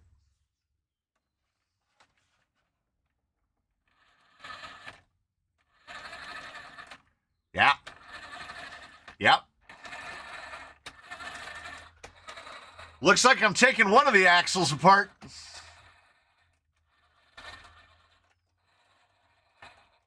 These axles were on the other gearbox. We're on the LRT2, which has the reverse output on it.